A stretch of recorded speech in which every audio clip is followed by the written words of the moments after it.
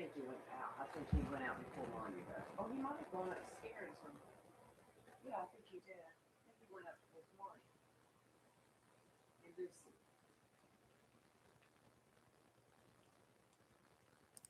He'll be back. Are we live? Yes, we are. Okay.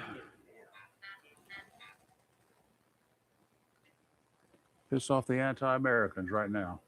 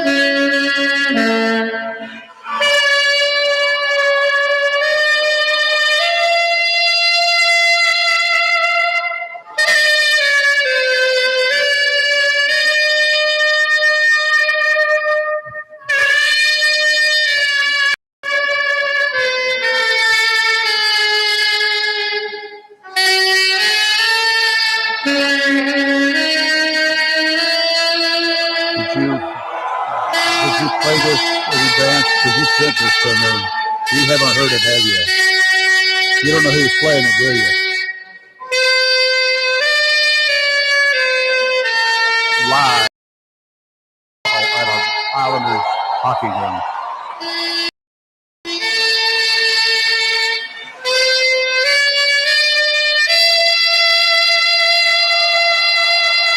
On the saxophone.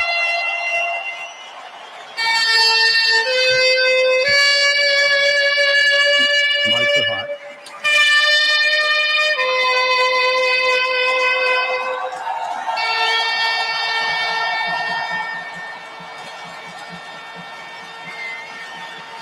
Ladies and gentlemen, Staff Sergeant Dominic Critelli. 104 years old. Wow. Oh my goodness. Yeah, World War II Army vet. He's got some lungs on him. Yeah, he do. Yeah, he do. I had to play that one this morning. That was awesome. 104 years 104 years old. Now I have goosebumps. Oh my gosh. You had sent that to me, but you didn't even know you'd sent it to me. No, I did That not. was attached to a bunch of other stuff that you had sent. So I played that and I saw that and I said, oh, yeah. I missed Oh, yes, that. baby. That's it. Oh. I would have been in tears had I been there watching that. Yeah, I watched him and I was impressed. That's all I can say. They Good morning, haven't- I'm Rayford Brown. Hey, good morning. Happy hump day. I'm Liberos. Oh, yeah. Tired, but I'm here. Mhm. Ready to rock this day. And a good midweek to y'all, all of y'all. It's Wednesday. Midweek. It's the 20th of May, and I feel like I've missed something. Like the spring, straight from the cold of winter to pre-spring for a day or two, to the heat of summer. And it ain't summer yet. No, we're not far from it, though. The official. A month. Right. What did we do with spring? Well, Well, but a few days ago, and I almost built a fire in the fireplace. One night, it got cold. It was down in the just barely around 40 degrees, 38, I got up 39. about 4 o'clock this morning and turned the air conditioner up a little cooler because whew, it was so hot in the house. We had some rather chilly days in the first 3 months of this, our first 3 weeks of this month. Yes, we did. Pretty dang cold, actually. A week or two ago, and we saw lows in the lower 40s, a couple of in the upper 30s around here, and highs in the 60s. Highs in the 60s. Didn't feel like spring to me at that time. And then before I turned around, I lost spring, and yesterday it was 93 degrees where I was. Well, you know, I got was a sunburn. traveling yesterday and I was traveling up Wilson, North Carolina, and I was on Interstate 795. Yeah. Prior to Interstate 42, and I looked at my temperature, and my truck said it was 96 out. I was Yeah. like slapping it, like, what? What's wrong with my They gauges? get a lot of heat off the asphalt. Yeah, So yeah. absorbs But I'm heat, like, you know. 90, it's not 96, but it was quite, it was warm. So happy Hump Day, everybody. It's going to be a bit interesting. This is live and local real talk. Yes, it is. Our telephone number, and I really, this is a two-way radio thing, okay? You know what two-way radios are? And that means you talk and we talk, and we both talk to each other and Right. to everybody.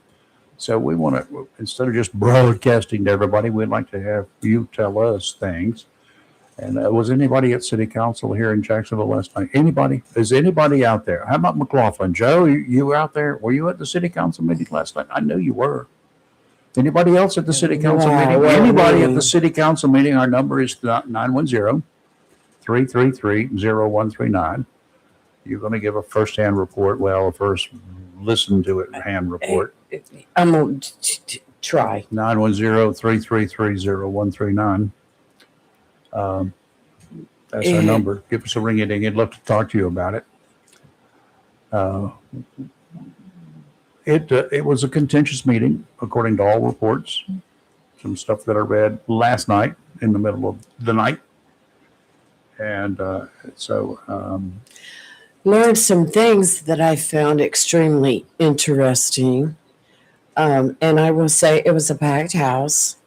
I would say 90% of the people that were in the seats were against HB 1038, which is the normal. yeah, thing you would get. legislation to change the ward system in Jacksonville, Seldom- municipal elections. Seldom do people come out to support To at something. large. They always come out to be negative to it. Well, I'm going to tell you what, there's a lot of warriors on social media that don't mind coming out. That's for sure. That's a different story. Yes. You can hide behind the screen. And there was a lot of comments on the Facebook page as Jacksonville was holding their chamber meeting last night. Some of it positive, some of it negative, some of it ugly, some of it nice, some of it people not understanding how things work.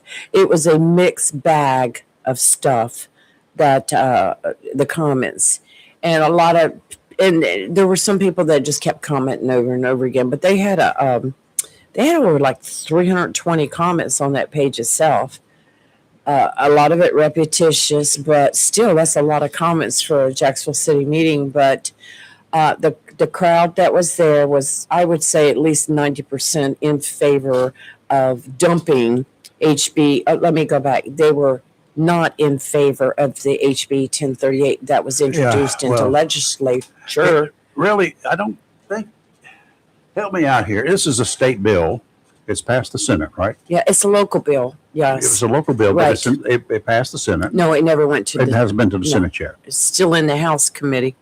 Okay, so the House has got to pass it first, and then it would have to go to the Senate for approval. That's correct. And then at that point in time, if the Senate and the House both approve it, do we have a say in it, or does it just happen?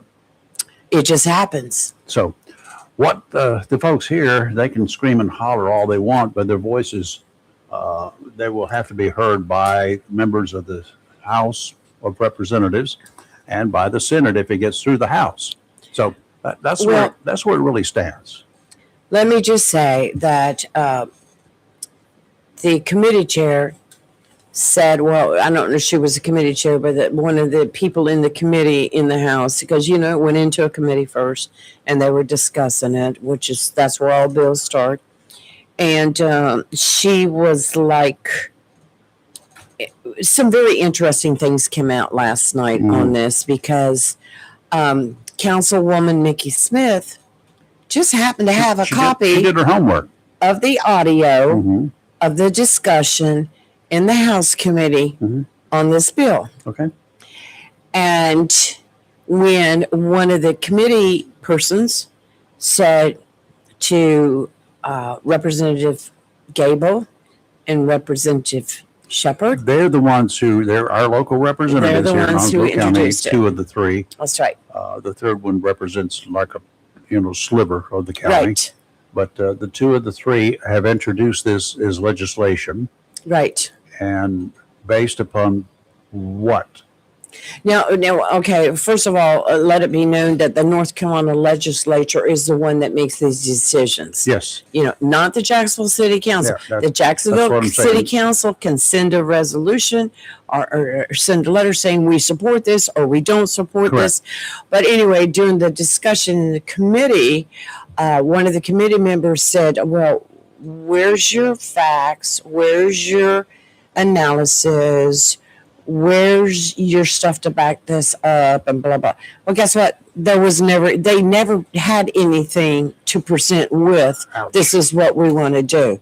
They didn't have facts. They didn't have figures. They didn't have an analysis of what's going on. They did mention the fact that the wards were drawn by population Many from years the ago. census. Yep. But as Councilwoman Mayor Pro Tem Cindy Edwards brought up last night, she had numbers and figures from the Board of Election here in Onslow County just as last week, showing that you may have the population, but how many registered voters do you have in each of the wards? Yeah. It's the registered voters that vote. But getting back to the House, one of the representatives asked Gable and Shepherd, she said, first of all, you have no data to back you up. She said, is the city council in agreement over this? Well, yeah, we know the mayor's for it, and we've talked to some city council people, no number given, but yet last night at the Jacksonville City Council meeting, the mayor, along with every council person there, said, no one has ever reached out to us. We didn't know it was coming. Well, I think if they just said that they had heard from the mayor or heard about the mayor, whether they reached out to him or not, I think he has expressed some doubts about continuing with the ward system in the past, right? Yes, he has. Okay. Yes. So yes. that's sort of a public knowledge thing. Right. Well, He's not in favor of the wards as they currently exist. but they said it was the people that contacted them. Yeah. Shepard and Gable said it's the people that contacted us and said they were unhappy And with it. I'm sure that was probably true because There has been a lot of talk there's about a general consensus, I think, from the people that Right. we hear from Right. that this is not a good thing. The ward system is skewed Right. in Jacksonville. It It's skewed in a lot of areas. We're a it's not unicorn, as the We mayor are pro a tem unicorn. said. We are a unicorn. I We're heard in that. a unique skewed. I haven't situation. heard that description before, but that's pretty good. You've got your military housing in Midway Park. You've got your military house in Trava Terrace. You've got the Marine Corps base, the air station, Camp Geiger, all included in the population that you draw your districts from, because you have to include the population. Sure. That's what you draw your districts from. Okay, that's fine and good. But like the Mayor Pro Tem, Cindy Edwards, did last night, she had facts and figures from the Board of Elections showing while this ward, there may be this many people living in it, there's only this many How many registered people- voters. We're talking about Ward 1, right? Yeah, Ward 1, Ward 2. Okay. How many people living in that either one or both of those wards? Do you know what I she can't said? remember the numbers right now because believe me, it was just. It's supposed to be about the same number that's Right. living in any other Well, ward. the way they have the wards set up, if you look at the total population with each ward, they're pretty even. They're pretty even Right. all the way So across. they've each got the same number of people living there. Right. So how do, and that's going to be somewhere in the neighborhood of 2,000 or more? Oh, she was showing a lot more than that, but Okay. it's So, well, 2,000 voters though, right. But when you look, until you get to Ward 1. yeah, I can't give you the exact numbers right now because my mind is so tired. And I was listening last night and I understood what she was saying. The fact is that you have to, when you do your redistricting, you have to base it on population, not registered voters, but population. What makes us unique here in Jacksonville is because of the military base. And there was argument on both sides. There was argument on sides that are against 1038 saying, well, how do you know how many people live on base that come out and vote? Well, it's Look at it this way: 134 people voted, or what was it? 28. I think it was something like 128 that. voted out of 2,000 plus people who live aboard the base in that district. No, Well, like we all know that we have to include the population of the base. yes, that We is have in to. case you have, That's in case law. you want to set Yeah. up wards. That is right there is reason to dump the ward system completely. Well, I listened to a lot of comments on both sides last night. There wasn't a lot of comments on the side for it because There's nobody there. not a lot of people came out to discuss it. But as far as the side opposing it, there was a lot of people came out. Now, I do not know, and I know you're going to ask, I do not know if they lived in the wards affected. I do not know. Yeah, well, see, that's the point. If they came out and they said how many people are opposed to it last night, they missed the boat here Right. when they did not follow that up with how many of you who are opposing this live outside one of these two wards. But they were quick to bring up the fact that Gable and Shepherd didn't live in those wards. But look, their Shepherd- representatives. Gable lives. No, where does he live? He lives in one of the I wards. thought he lived downtown. Well, it depends on what his home record is. No, I'll have to look it up, Okay. but you're right. But anyway, the thing about it is, those representatives represent everybody in Onslow County, not just those in wards. So I can't see that is an argument. They Right. represent. In Onslow County, the both of them do. Shepherd. So, but there were some good points made. There were some comments made that went off the hook into Nana land. I'm like, why are you even bringing it? What has that got to do with anything? From my perspective. Let me There put a was- monkey and throw the monkey wrench into this whole thing. Now, let's speak of the state house. Okay. Okay, those individuals, Representative Gable, Representative Shepherd, and Right. Representative Smith, right? Right. They represent districts, in effect, wards. Right. Call them what you want to do. They're districts, As far as wards, they're state all goes, the right. same thing. Mm-hmm. But they have to live in that location. And Right. and those have equal number of people living there. Right. Do they include Camp Lejeune? Yes. Which ward is Camp Lejeune? Which district is Which Camp district? I Lejeune? think it's district.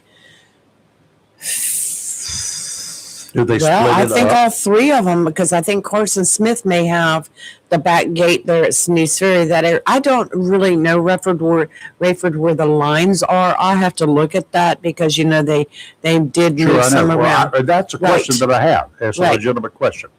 Right. So I'd like to know how they split it up. If they actually include Camp Lejeune, have they always, the districts included Camp Lejeune? I know.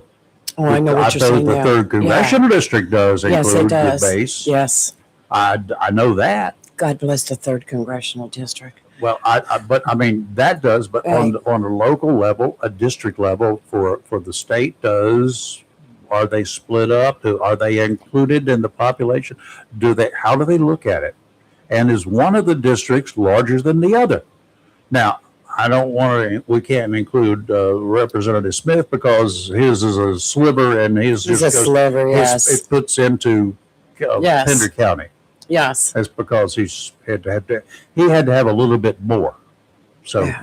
Well, They this carved meeting off last something night on site. was about 5 hours long. I that's listened to it on my way to Wilson. I listened to it on the way back from Wilson. I listened to it when I got home. I fell asleep the last 10 minutes and listened to it this morning, the ending. And after they had the public comment, the council men and women had their discussion on it. And So there's nobody listening who lives outside, who has an opinion about this, who lives outside the wards 1 or 2. I'll like to hear from somebody. What you think? oh yeah, that would be And I know there was interesting. one gentleman there named Joe McLaughlin. I know what his Who about opinions are. started a civil war I know with what his remarks. I know what I'm his like, opinions oh, are. no. Come on, Joe. Bring us And up. I have so many thoughts on it, and I don't even know which way to take them. Was it a political move? Was it a race move? Was it, and I'm talking about skin color. I mean, To do away with them or to keep them? to make it hard on the minorities.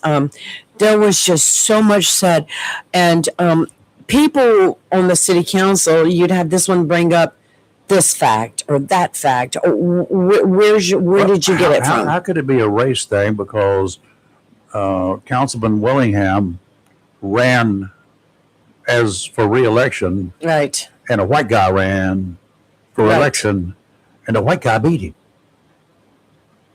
That was before, right? That was during the ward Yes, section. There's yes. still wards. That was a few And this years ago. last race, And then the last time around, it was reversed. well, my opinion is these awards So where you have, where's the race issue in that? well, there was people that on both sides that were trying to make it racial.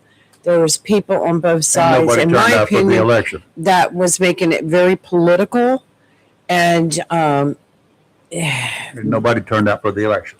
nobody turned out for the election. Okay, You're so- right. So it was. I would say all in all, None it of was y'all a got little- any arguments in this case. You know that. Nobody on any side's got any arguments. Well, I will tell They you don't that count it votes. ended with them making a motion to table all of this right now Until and to common sense can prevail. revisit it See if- so they have time to get their facts and figures together. So they have time for those individuals themselves to research rather than rely on one person to say this is the way it is, not saying that that person's wrong. But, and plus they want a meeting with the representatives to sit down and talk to them and say, why did you feel it was necessary to do this I hope they will- without telling I us? just hope they will go out and get some facts there. They need Yes, to. Both of them do. it's a very Of course, it's a very contentious move. contentious. Changing something, but in the first place, it was changed at some point in time that somebody thought that everybody was being discriminated against. That is over, people. Get Yeah. over it. Richlands has got a black mayor, been there for years. Mhm. And there are more white people living in Richlands than there are black people. Get over it. Well, that's like the They're not mayor voting for pro tem race. brought up, and she did some research, and where you used to have certain neighborhoods in the city that were mostly of one Predominantly color. black. Yes, it's spread now. It has spread out. It's not so much that way. See, so that's what I'm saying. There were so many things presented last night. I'm going like, huh? Is that right? Is that true? You know? So this goes deep, and Okay, 1, 2, 3, 4, 5 houses on this block. What's the population, the racial makeup of Onslow County? About 15% black? yeah, it's low. One of the houses, 1 out of 5, is occupied by a black family. Well, let me tell you, somebody just else get brought over up it, last people. night on the council that the makeup of Jacksonville has changed, where it's not predominantly white anymore; it's predominantly other. Well, And I'm like, what? it's predominantly white, but the other is got more than the black community, the African Americans. It And was that's just happening across the country. there were so many people with their own facts and figures, Sure. and you know, you Figures lie and liars figure. Okay. yeah. The it rain was forecast crazy. is brought to you by Mother Nature. You can blame her when it's too hot or cold. You can just say, that's the weather, and there's no need to fight Mother Nature. But why don't we give Mother Nature credit when the weather is great? Well, today is one of those days, in my opinion, that those of us who love the feeling of smooth seas and gentle winds out to 60 nautical miles today, southerly winds 5 to 10 knots, seas 3 to 4 feet, a slight chance of thunderstorms this morning. God, I wish. Tomorrow, the southwesterly winds 10 to 15, seas 3 to 4, showers likely with a slight chance of thunderstorms. Oh, I so wish. That would be such a blessing. Friday, winds out of the south 10 to 15 knots, seas 3 to 4 feet, a chance of rain. Today, patchy fog before 9 a.m. Otherwise, mostly cloudy through mid-morning, then gradually clearing with a high near 88. Light southwest wind becoming south 5 to 10 miles per hour in the morning. Winds could gust as high as 16. Tonight, mostly clear with a low around 67. Thursday, a chance of afternoon showers and thunderstorms, otherwise mostly sunny with a high near 89. And Friday, showers likely with thunderstorms late afternoon, mostly cloudy with a high near 86. I will tell you that the rain chances have decreased for Thursday night, and they're increasing for Friday, Saturday. The ham radio guys are checking around with them throughout the morning today, as we do every morning. The general consensus is we need some rain, y'all. We do. Most of these folks have gardens and yards and they want rain. Mm-hmm. So that's what you generally hear, and they moan and groan when they say, and nothing in the rain gauge. Okay, Lee, you're first out of the chute this morning. From the Woodland, 65 degrees, 94% humidity it was, 30.16 inches of mercury, and holding steady, calm, no wind, no rain. Carol over in River Bend, she was tired this morning and worn out. Did you hear her talking? Yeah. They've been working on a project there at the house, and whew, she's needing I understand, she needs some Tylenol. So 64 degrees there at River Bend, 99% humidity. She had light fog at the time, no wind, no rain. Randy, Southwest, 62 degrees on his golf cart, 99% humidity, 30.15 inches of mercury. He had heavy fog in Southwest this morning. And Wow. Ken in Onslow Bay had 65 degrees, 84% humidity, clear, no wind, and presumably no rain. Robert over in Jones County, 63 degrees, 99% humidity. He said he had some fog. It was 4 miles visibility, 30.18 inches of mercury. Southwesterly winds, very light. Joe down in the Borough. Joe's headed over to Morehead City right now. Drive slow down, Joe. You're speeding too fast. Waffle Wednesday. Waffle Wednesday it is. 70 degrees in the Borough, 97% humidity, 30.11 inches of mercury.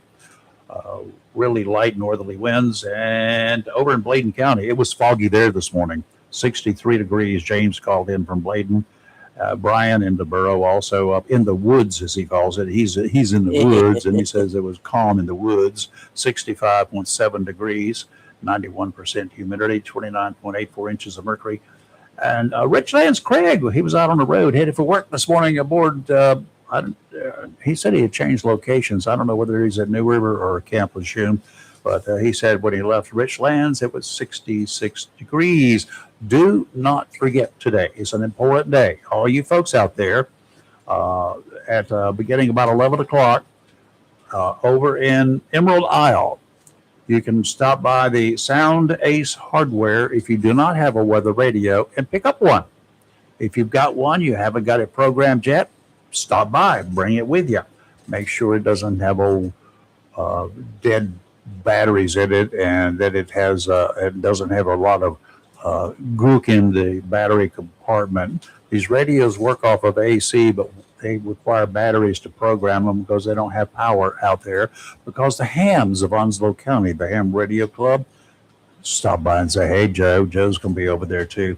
And they'll be programming those radios for you absolutely free of charge. You buy the radio, you get it programmed for nothing. You tell them what counties that you want to listen to, be alerted to, and they'll tell you, and they'll set your radio up for you.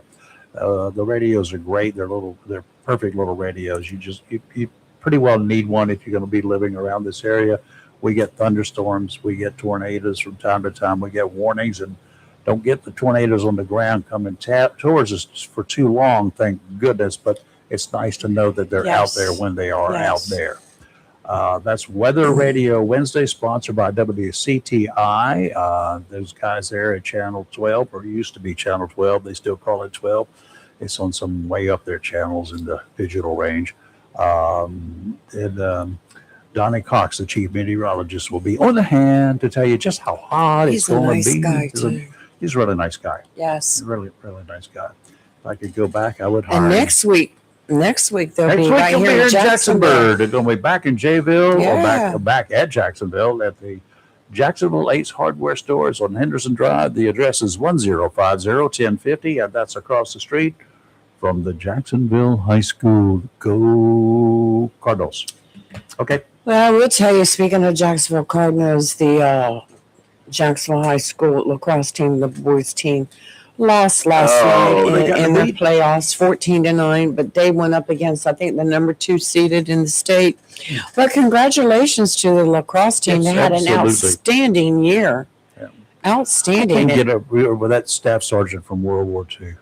I know, Get well, over him. Rayford, 104 years old. you brought that up, and it was at a NASCAR race, not last week for last, and they had a veteran. He was like 100 years old, and he actually sang the national anthem. Yeah, I heard that too. Bless his heart. I mean, it was not perfect, but you know what? It didn't have to be perfect because He wasn't Roseanne Barr, was he? No, Okay. but listening to him sing it, it was perfect. There you go. It was perfect. All right, when you intentionally butcher it, you suck. When you do your best, I don't care what it sounds I like. think the national anthem should be sung the way it's written. Yes, I do too. These singers that get out there and add all these riffs and do all this extra stuff to it, and no, leave it alone. Sing it like it's supposed to be sung. We're waiting for a call from Dr. Rosemary. Yes, we are. She should be ringing our chimes here very shortly. Have you got anything medical you want to bring up today? I do.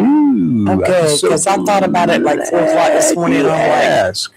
So all I got to do is find it right now, and I've got it. And it's something that I suffer from. So it's just great, and some stuff here I found out. But we'll save it for her. Okay. She should be joining us, ringing our chimes in a minute or so. And let's see, all the stuff be working, and check line 2 to be sure everything is working. Yeah, it's buddy, working. we're good. We'll be good. So we be good. let's see what else is going on there. We got things about Donald Trump. Oh, we had things about the primaries last night. Yeah. Massey is out. Well, Trump's name is not going to ever be on another ballot to be elected for anything, right? Not in this country anyway. That's right. You'll certainly find his influence Yep.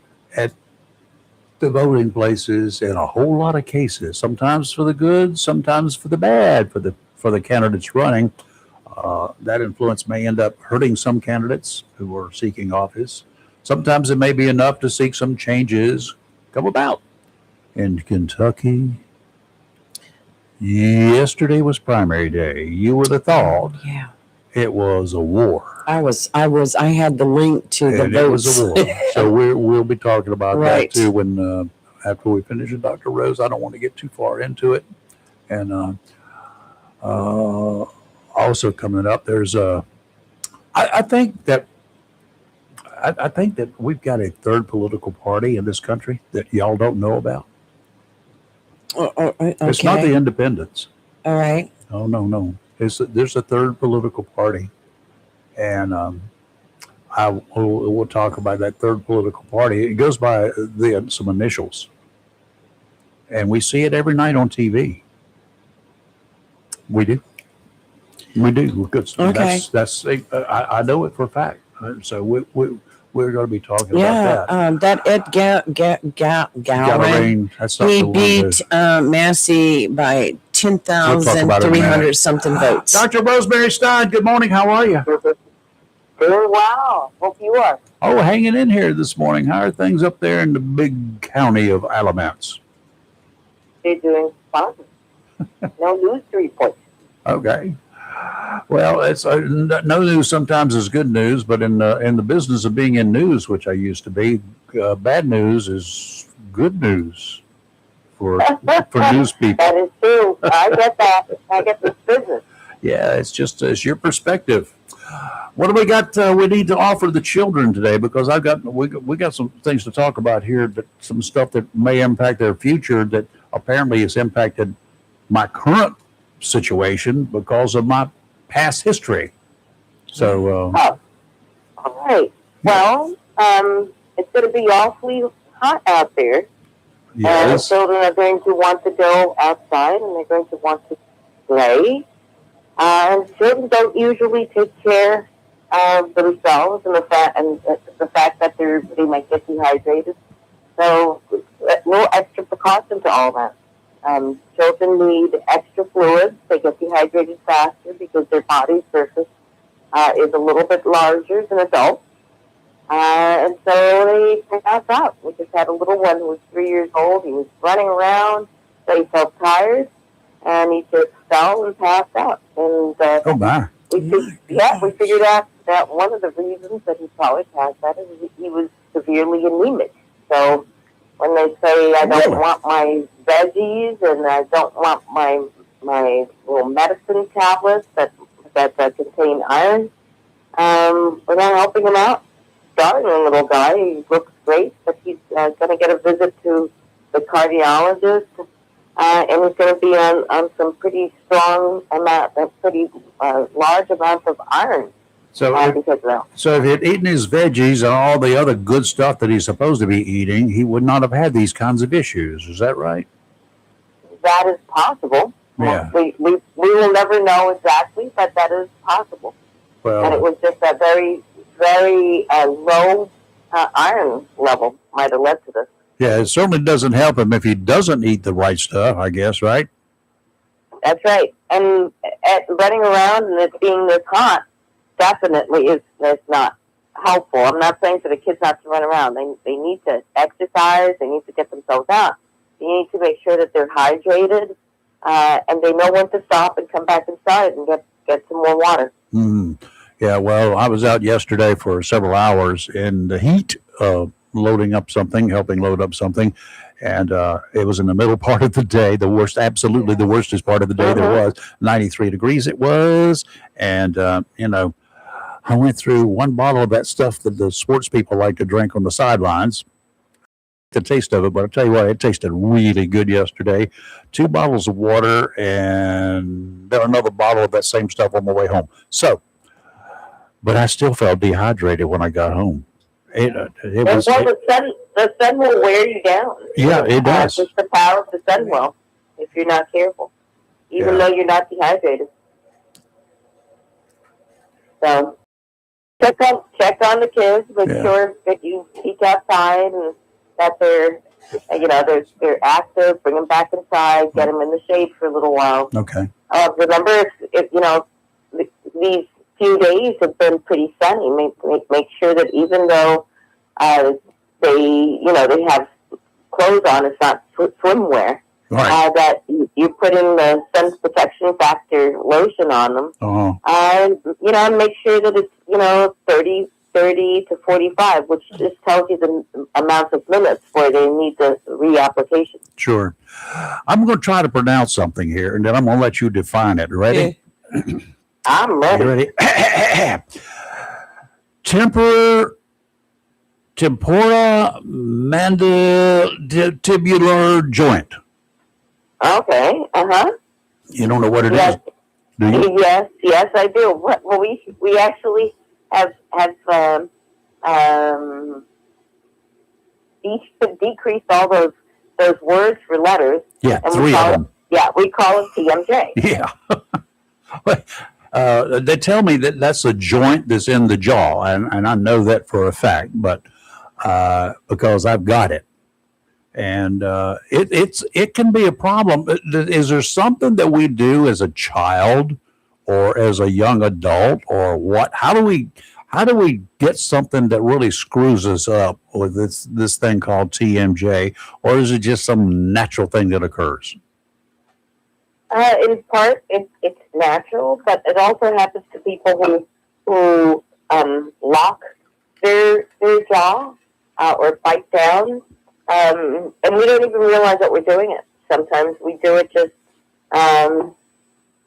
we might be tense, we might just do it as an expression, but whenever we do that and we bite down on our molars, then we take that pressure and it goes back into that joint, the TMJ joint, and that can cause all sorts of problems. It doesn't happen to everybody. It happens more to people who have a certain anatomy, the way that those bones and those joints meet up, and that can cause a lot of pain and difficulty chewing. Mm-hmm. Well, chewing, and then I I got that pain will pop up from time to time, and it does come into almost like a lockjaw thing, and you can take it and push in the right direction, and I get a little bit of relief. But I can also feel it as a headache coming on. Mm-hmm. And I also have learned now that this ringing that I got in my left ear may be a result of that, because this TMJ thing is on one side. It's on my left side. What can I do to fix that noise in my ear? Oh, yeah. Well, age-old question, right? Yeah, I'm sure that you've seen your ears, nose, and throat doctor. Yeah. And if you haven't, that might be a good idea, because he might have a few solutions. Because those are the people who deal the most with the TMJ problem. For the noise, the ringing, the whatever you want to call it. Mm-hmm. That's right. Medically, we call it tinnitus. Yeah. And it's just a ringing that you kind of hear inside of your ear. Sometimes it'll happen from all that pressure that joint will have. Now, from everything that I'm even a couple of tests that I've had done, I can still hear fairly well if that particular frequency that is ringing, if it is masked in a way, which I know a little bit about audio, because we used to program tones in that were the same tones as what we were hearing, and it would cancel out those tones. You could put the same tone come from two different sources exactly, and it's canceled out. So I knew about that, and they got some kind of device that can do that, as long as that ringing stays the same tone, right? That is correct. So if I wear one of those, then my hearing is perfect then, I guess, huh? Oh, right. Well, if you wear one of those, that annoying noise won't be there, or won't be as noticeable. That's about it. Yeah, I'm tired of answering the phone and there's nobody there, in other words. But that can be, and when it first started coming on, I wasn't a kid. I was in probably 40s, maybe 50s, but we also, the folks told me at that point in time, because one of the doctor people that I saw said, I know it's in your left ear. He said, you're right-handed. Yeah, that's a good even bet. And he said, back in the day, because he had been a law enforcement officer at one time, and he was no longer that. He was a doctor. And he said, we never used hearing protection when we were at the range, did you? I said, you're right. That's bad. And he said, what gun did you shoot? And I said, well, my standard was a really short barrel, 2.5-inch barrel.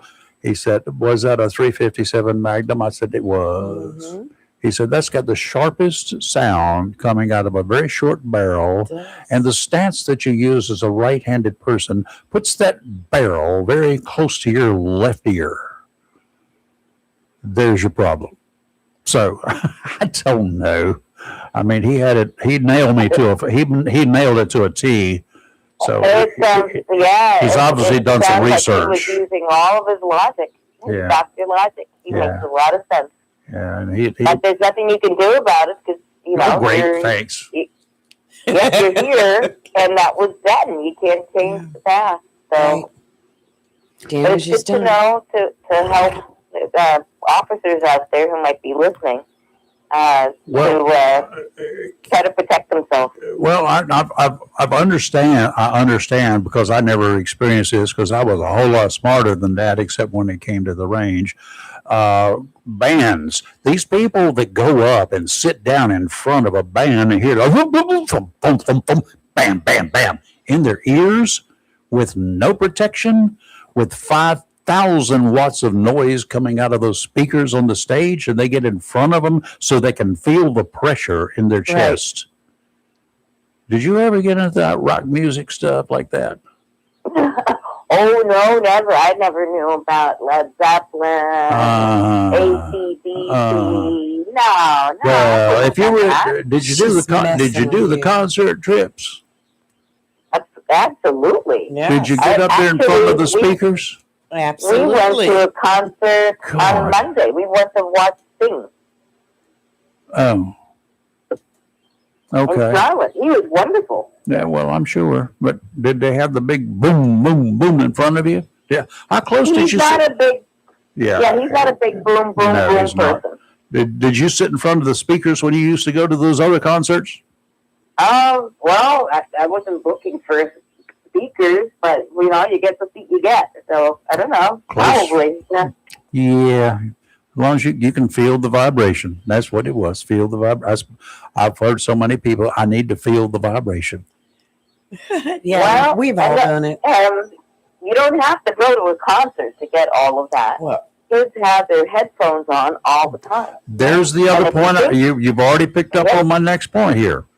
Headphones, If and you they're think turned about up. it, Turned up all of loud. these children are going to be well, not all, but a good portion of these children are going to have hearing problems by the time they hit 30 or 40, if not before.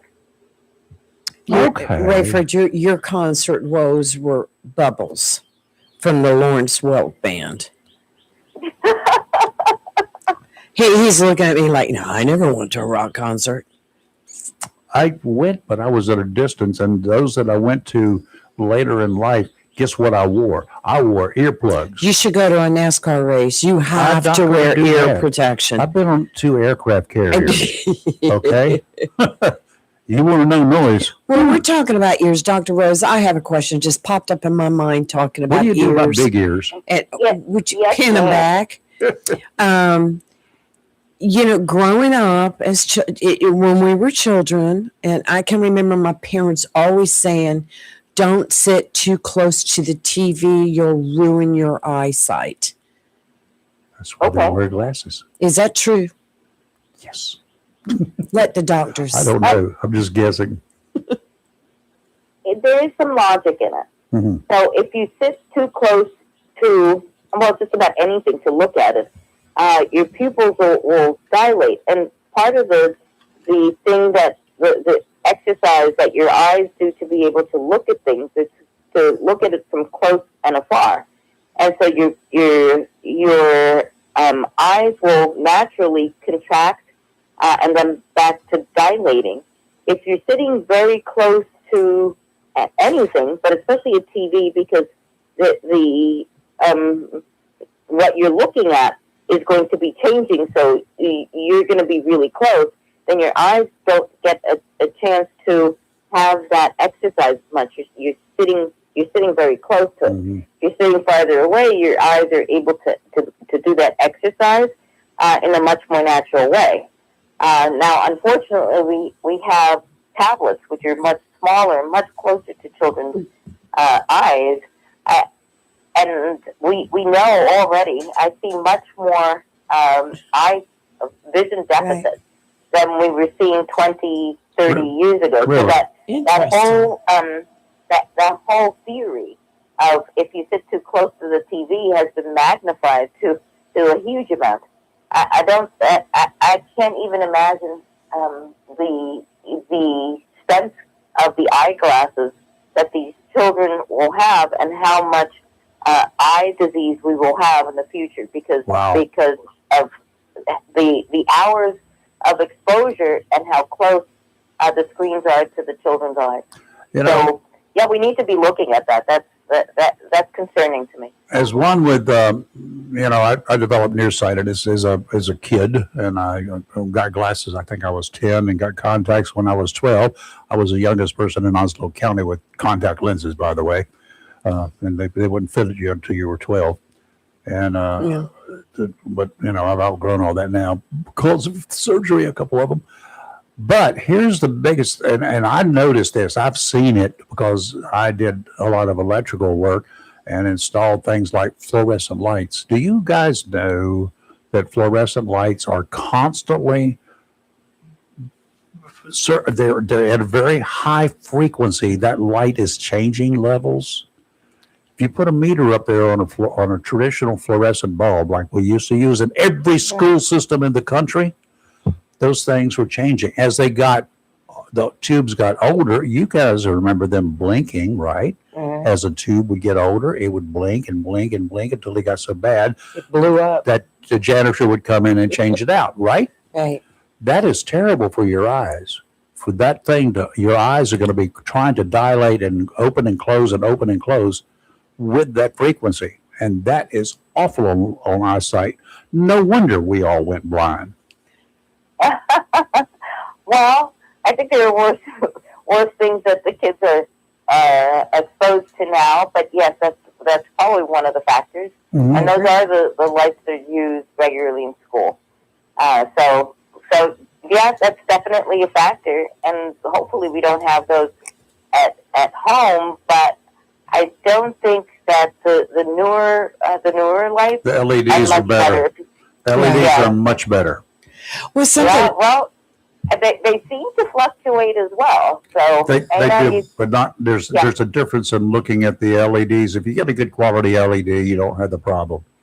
If you go for the lowest bidder in the schools, you might. Well, that brings up a thing about, you can go into somebody's living room and it's a small room and they have a 75-inch TV on the wall. That you've got to sit back in the bedroom to actually watch it without being blown away by the largeness of the screen. Is that a word, largeness? Yeah, It is now. And it described it very well. Right. Yeah, that is true. And that's why I ask parents to be aware of the fact that it's just screens. Screens are an artificial emitter of light. And kids need to get outside and to watch things just naturally. It's almost like bathing, to let the kids just look at things naturally, no ambient light, more natural, no artificial light, more of a natural outdoor light. It's really good for kids. It's what they need. Just sort of shower the rooms with the natural light that there is in the house from time to time, so that the children are not exposed to that much artificial light. As an adult, I am with one of those big screen TVs that Lee's talking about. I've had this desire. I have not done it, but my wife has 87 hummingbird feeders. Not quite that many, but not too far from it. And they're growing. They multiply. I did not know that. Every time she goes to Lowe's, there's 2 more born. Of the feeders, not the hummingbirds. No, or is it the hummingbirds? I don't know about the hummingbirds, but anyway, the feeders do multiply. But anyway, those things are gorgeous. We've got them on our back deck, and it is so fun to sit there and do absolutely nothing instead of watching TV or whatever. But then I think, boy, I could be in the comfort of the house there, and I have the ability and I have the gear to put on every one of those feeders a camera, and to put it on that 65-inch TV screen, put about 40 of them on it, 40 cameras going at one time to look at. Wouldn't that be cool? And then I think to myself, I would not smell the air. I would not feel the breeze. I would not feel the heat. Why would I want to do that? Just because I can. It's probably a good screensaver. If you're inside and you're just, but there's nothing that can compare to actually seeing it naturally. Plenty of people travel to places or capture the vision of something that's beautiful. I mean, in Japan or other places, and you can see the flowing creek, and you use that as a screensaver. But if you have it naturally, that is the best. And plus, you always see little ones sort of watch things that are moving. They always want to look outside the window. Why is that? Because naturally, we're just attracted to natural movement of living things, whether it's a little squirrel, whether it's the tree sort of moving around a little bit in the breeze. That itself is a great brain stimulator for children, just sitting by the window and looking outside. We don't have any. So whatever is natural is better for a child's brain. We don't have any little children or little grandchildren because they've all grown up. But my wife has a child. I have a child, the same child. and my wife put some hummingbird feeders right outside a window and put a big case over there where the cat jumps up on it and sits there and watches the squirrels and the birds all the time. That cat is getting smart. That cat is smarter than we are. So anyway, but if the children would do the same thing, I mean, if they don't want to go outside, and just put them in front of a window, turn the TV off, unplug it. There are ways to do that. I can teach you how to fix that plug too, so they can't bypass it. But if you do something like that and have the kids, if they don't want to go outside in the heat or do whatever, just put them in front of a window and let them look at something that's going on. Birds, squirrels, whatever is happening. And don't tell me there's nothing happening in your area, because there is. I've been in every small town in the world, I think, and there's plenty of stuff to photograph in everybody's backyard even. That is true. So, but that would be good for I think their well-being, and it'd be good for conversation. I mean, I really have a lot of conversations on the radio talking with other people. We talk about what we see and what we do. So, I think that would be great for people. I think so. This is it helps me to understand why children always want to look outside the window. Yes. Even at my practice, right behind them in one of the rooms is a large window. Good. And I could be examining them, but they always want to turn around and look outside. Well, there's nothing wrong with that. This is just a natural thing. It's fabulous, and we should be doing a lot more of that with our children. Well, I'm going to see my dentist today, and she's got windows. Them look. Yeah. A couple of weeks ago for me. But yeah, all right. Well, anyway, glad for the TMJ information. Nothing I can do about it, I guess. So I just put up with the noise. Either that or turn the volume up on the TV. It's called getting There older, are exercises that you can do with your jaw to help with the pain, but your ears, nose, and throat doctor, or maybe even if there are like TMJ related physical therapists that can help you with certain exercises that you do to decrease that pressure on that jaw joint. Well, I'm going to read you, because where this came from is a massage therapist or group in Jacksonville, and they were talking about TMJ and their latest news thing that they send out emails, and it said the cause of this TMJ stuff, again, harder to figure out for many people. They have no idea what's causing it. Arthritis of the joint, the TMJ, is one cause of stiffness and pain for sure in some people. If there's been an injury to the jaw, that can affect the alignment of the joint and cause problems. Constantly tensing the jaw muscles from stress, clenching the teeth, or grinding the teeth will likely cause pain. I got all of that. But how do you stop doing those things when they are done unconsciously? That is outside of our scope as massage therapists, but we can help relieve the pain for sure. Oh. Now, I do know I never had the massage therapist do that because I haven't been to them for that. But I do know that when I do have it feel a little locking or a headache or one side like that, I can work on that joint and things feel better. Well, Rafer, just step right over here and I'll just smack you upside your jaw over there, and that ought to help it. Okay. You get a swing first. Boom. No, that swing, I'm running. I'm running fast. All right, Doc. Thank you. Thank you, Dr. Rose, as You always. guys have a great week. Yeah, you too. We do pretty. Always enjoy asking you these questions. I do too. You know, I look for stuff just so I can act like I'm smart. But during the conversation, things come up in my head, like sitting too close in front of the TV. And those stupid little telephone screens. Right. Back away from the TV. You're going to go blind. Dr. Rose, thank you, ma'am. Thank you, Dr. Rose. Thank you. Thank you guys have a great week. Bye-bye. You too. Bye. Hope I didn't offend her by saying ma'am. That's Charlie. Charlie has gotten a message from the other coast. Good morning, Charlie. I think I got the right button pushed up. And Charlie Massey lost, so it's over for him. You know, I think it is over for him. But you guys see what I posted about Massey? I guess in early desperation, he sent out a text balance maybe 10 or a million people in Kentucky saying, Trump stands by me. We're good friends. He loves me.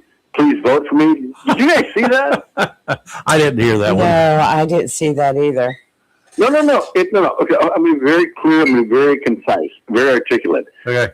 Thomas Massey, yesterday, before the whole election thing started, he sent out a text to all his, I guess, millions of followers saying that Donald Trump supports me. He wants you to vote for me. This is a fact. He is And he's delusional. Right? No, it's not even delusional. It's psychotic. But then Trump said, I did not. Trump supported him like 4 or 5 years ago. Yeah. But the fact that I'm serious. The fact that he sent that out to his followers yesterday before the election, there's a bizarre psychosis. He would basically say, hey, fans, Mr. Trump, he used to support me. He does not support me. I want you to support me. He sent a text to all his millions of followers saying, Trump supports me. He loves me. Please vote for me. This guy is he's a sick human being. I have an explanation. What is the other name? Lady's name? Lauren Boebert? Gattarain or something. All right. I have. No, you guys know who Lauren Boebert is, correct? Yes, Yeah, I know who that is. Yeah, but that's not running again. Well, I guess she went there to give her support. I guess it turns out that I guess they were having sex together a couple of years ago. oh yeah, you were talking about that. Oh well. No, it's just real. I'm convinced that all politicians, maybe even Trump, Obama, maybe Reagan, maybe even George Washington, these people. Okay. What's that? As far as Massey and those texts, all right. Kentucky Representative Thomas Massey has doubled down on the false endorsement from President Donald Trump that he pushed during the opening hours of the state primaries election day. They're saying what happened is that Massey's campaign had previously sent out a text message to voters in Kentucky's 4th District using a years-old headline from the Associated Press 4 years ago. 4 years ago. stating that Trump had endorsed Massey. In the graphic also included was Trump's 2022 endorsement of Massey, but the campaign cropped out the date of the endorsement, which made it appear as if the congressman had the support of Trump heading into the election. They're Content. Yeah. Okay, I can see what they did. You know what's really sad? We made a mistake. Here's what's really sad. Let's say he sent that out to all of his followers from the last 4 years ago. Mm-hmm. All of them would say, you know what? We support Donald Trump. We support Massey. If he was voted back into a political office, he was going to destroy Trump. There's something. This guy's a very sick human being. He basically should have sent a text saying, listen, Donald Trump no longer supports me. He hates me. He basically looks at me as a monster, but I represent you. I speak for you. I'm your voice. These people are really disturbing. They're not real smart when they do that. Yeah, it sounds like to me that the campaign sent dates on it and now claiming, it was a mistake. He was desperate trying to get some of those Trump. But it's really sad. I mean, how do you use people? Like, if I was a politician, I can't even imagine putting it out. I would basically say, hey, it's Charlie. Donald Trump used to support me. He hates me. He basically thinks that I'm a monster. But, hey, please vote for me. I wouldn't have said anything.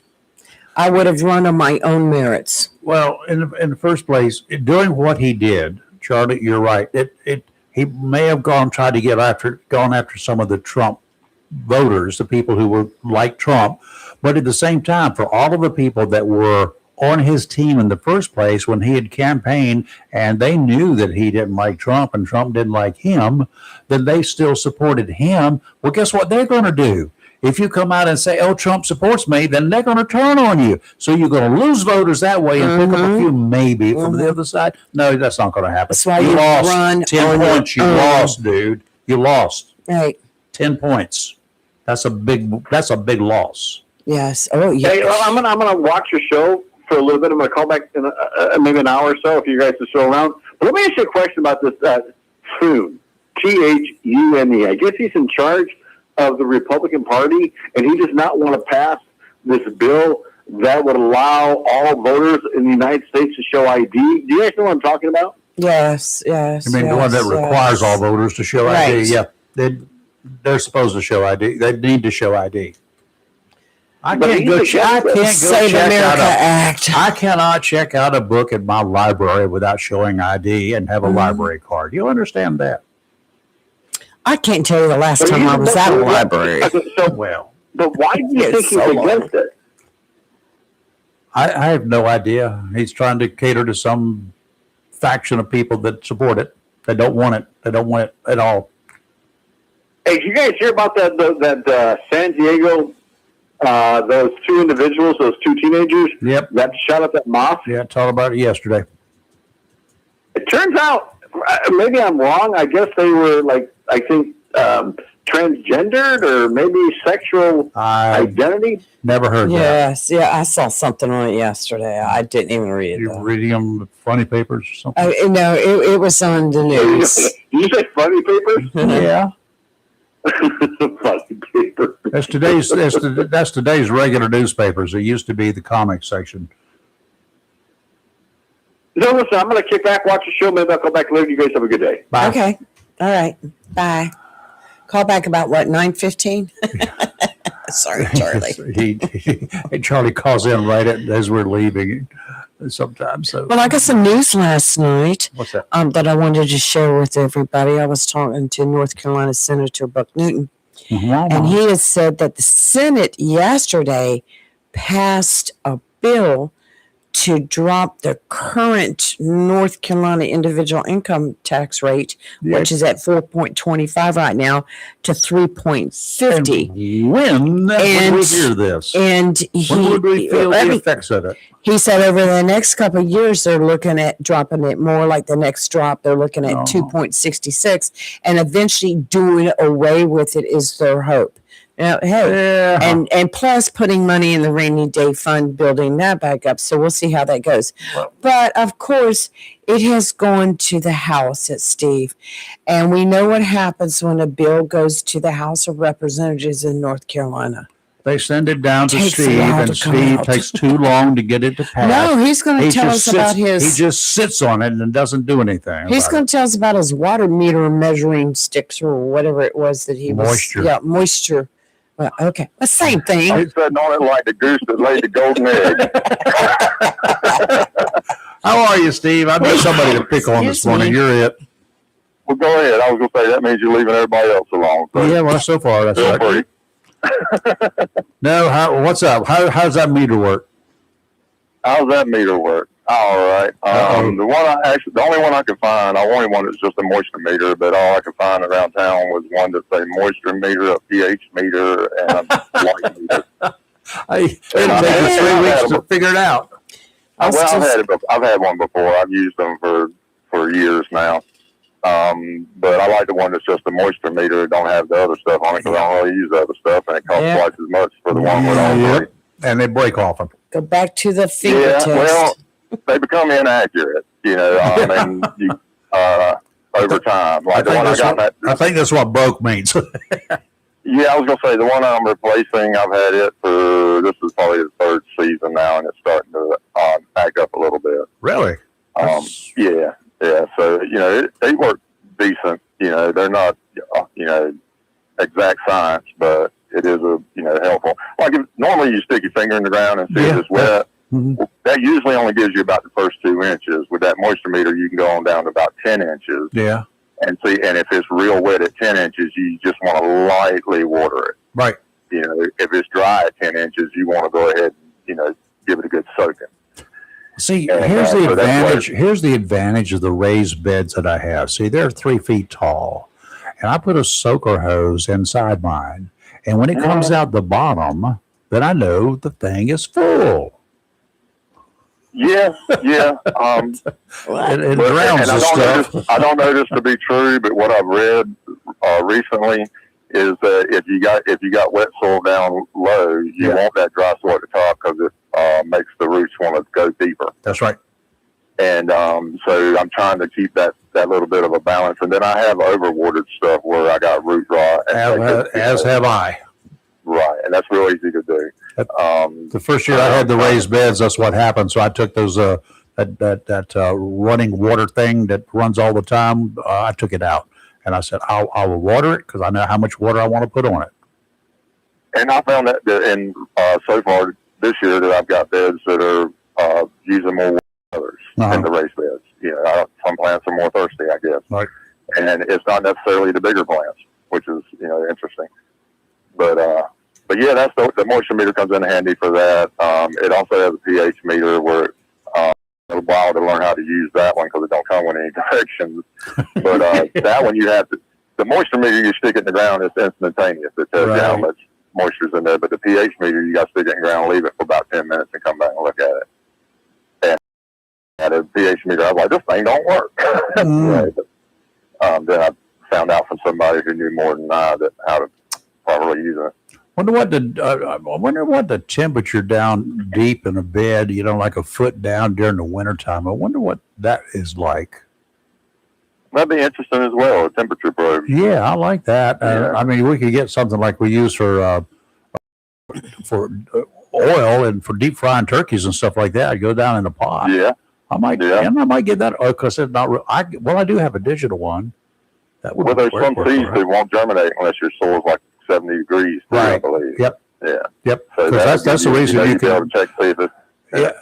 Well, I used to plant garden peas a lot, and you can plant them in the 1st of January, but they're not going to come up to the soil's warm. So, yeah. that I got one of those recently. One of those infrared heat thermometers with the laser on it, where you can point it at stuff and see what the temperature is. Something I know you've seen them. Just don't put them at a police officer to take his temperature because he might shoot you.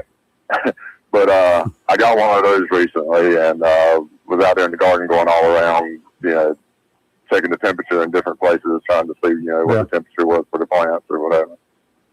But well, now that I got this, it's on a trailer right now. Back, we'll get it in place by the week. But during the winter, I'm probably going to work on doing some temperature for the soil for my seed beds and stuff like that, because I will want it to be right. I got to do some reading up. I've never had a greenhouse, so now I got a project ahead. Yes, you do. I hear that. No, you don't have a greenhouse. Robbie has a greenhouse. This was Robbie's greenhouse. Good point. I'm gonna get a plaque made with her name on it. Hang on it. It's like as long as she cleans it, it's all right. Like the shake and bake commercial. I help. Shake and bake it. You shake it and I'll bake it. Yeah. Hey guys, I wanted to mention for a moment this morning that slush fund that I talked about yesterday, the $1.776 billion that they want to use for that fund or whatever. Turns out it was quite the issue yesterday when they were interviewing Todd Blanche at the Senate. Apparently, there's no judge signed off on this, which we talked about that yesterday. Mm-hmm. Todd Blanche is going to appoint 5 people for a panel that's going to decide how the money is distributed. Trump has the right to fire any of those people and replace them at any time. Good, he could Now, replace this is them what with they're me. saying. Right, that's what they're saying. Now, also in that deal is that Trump and his family will be immune for prosecution for tax fraud for anything they've done in the past.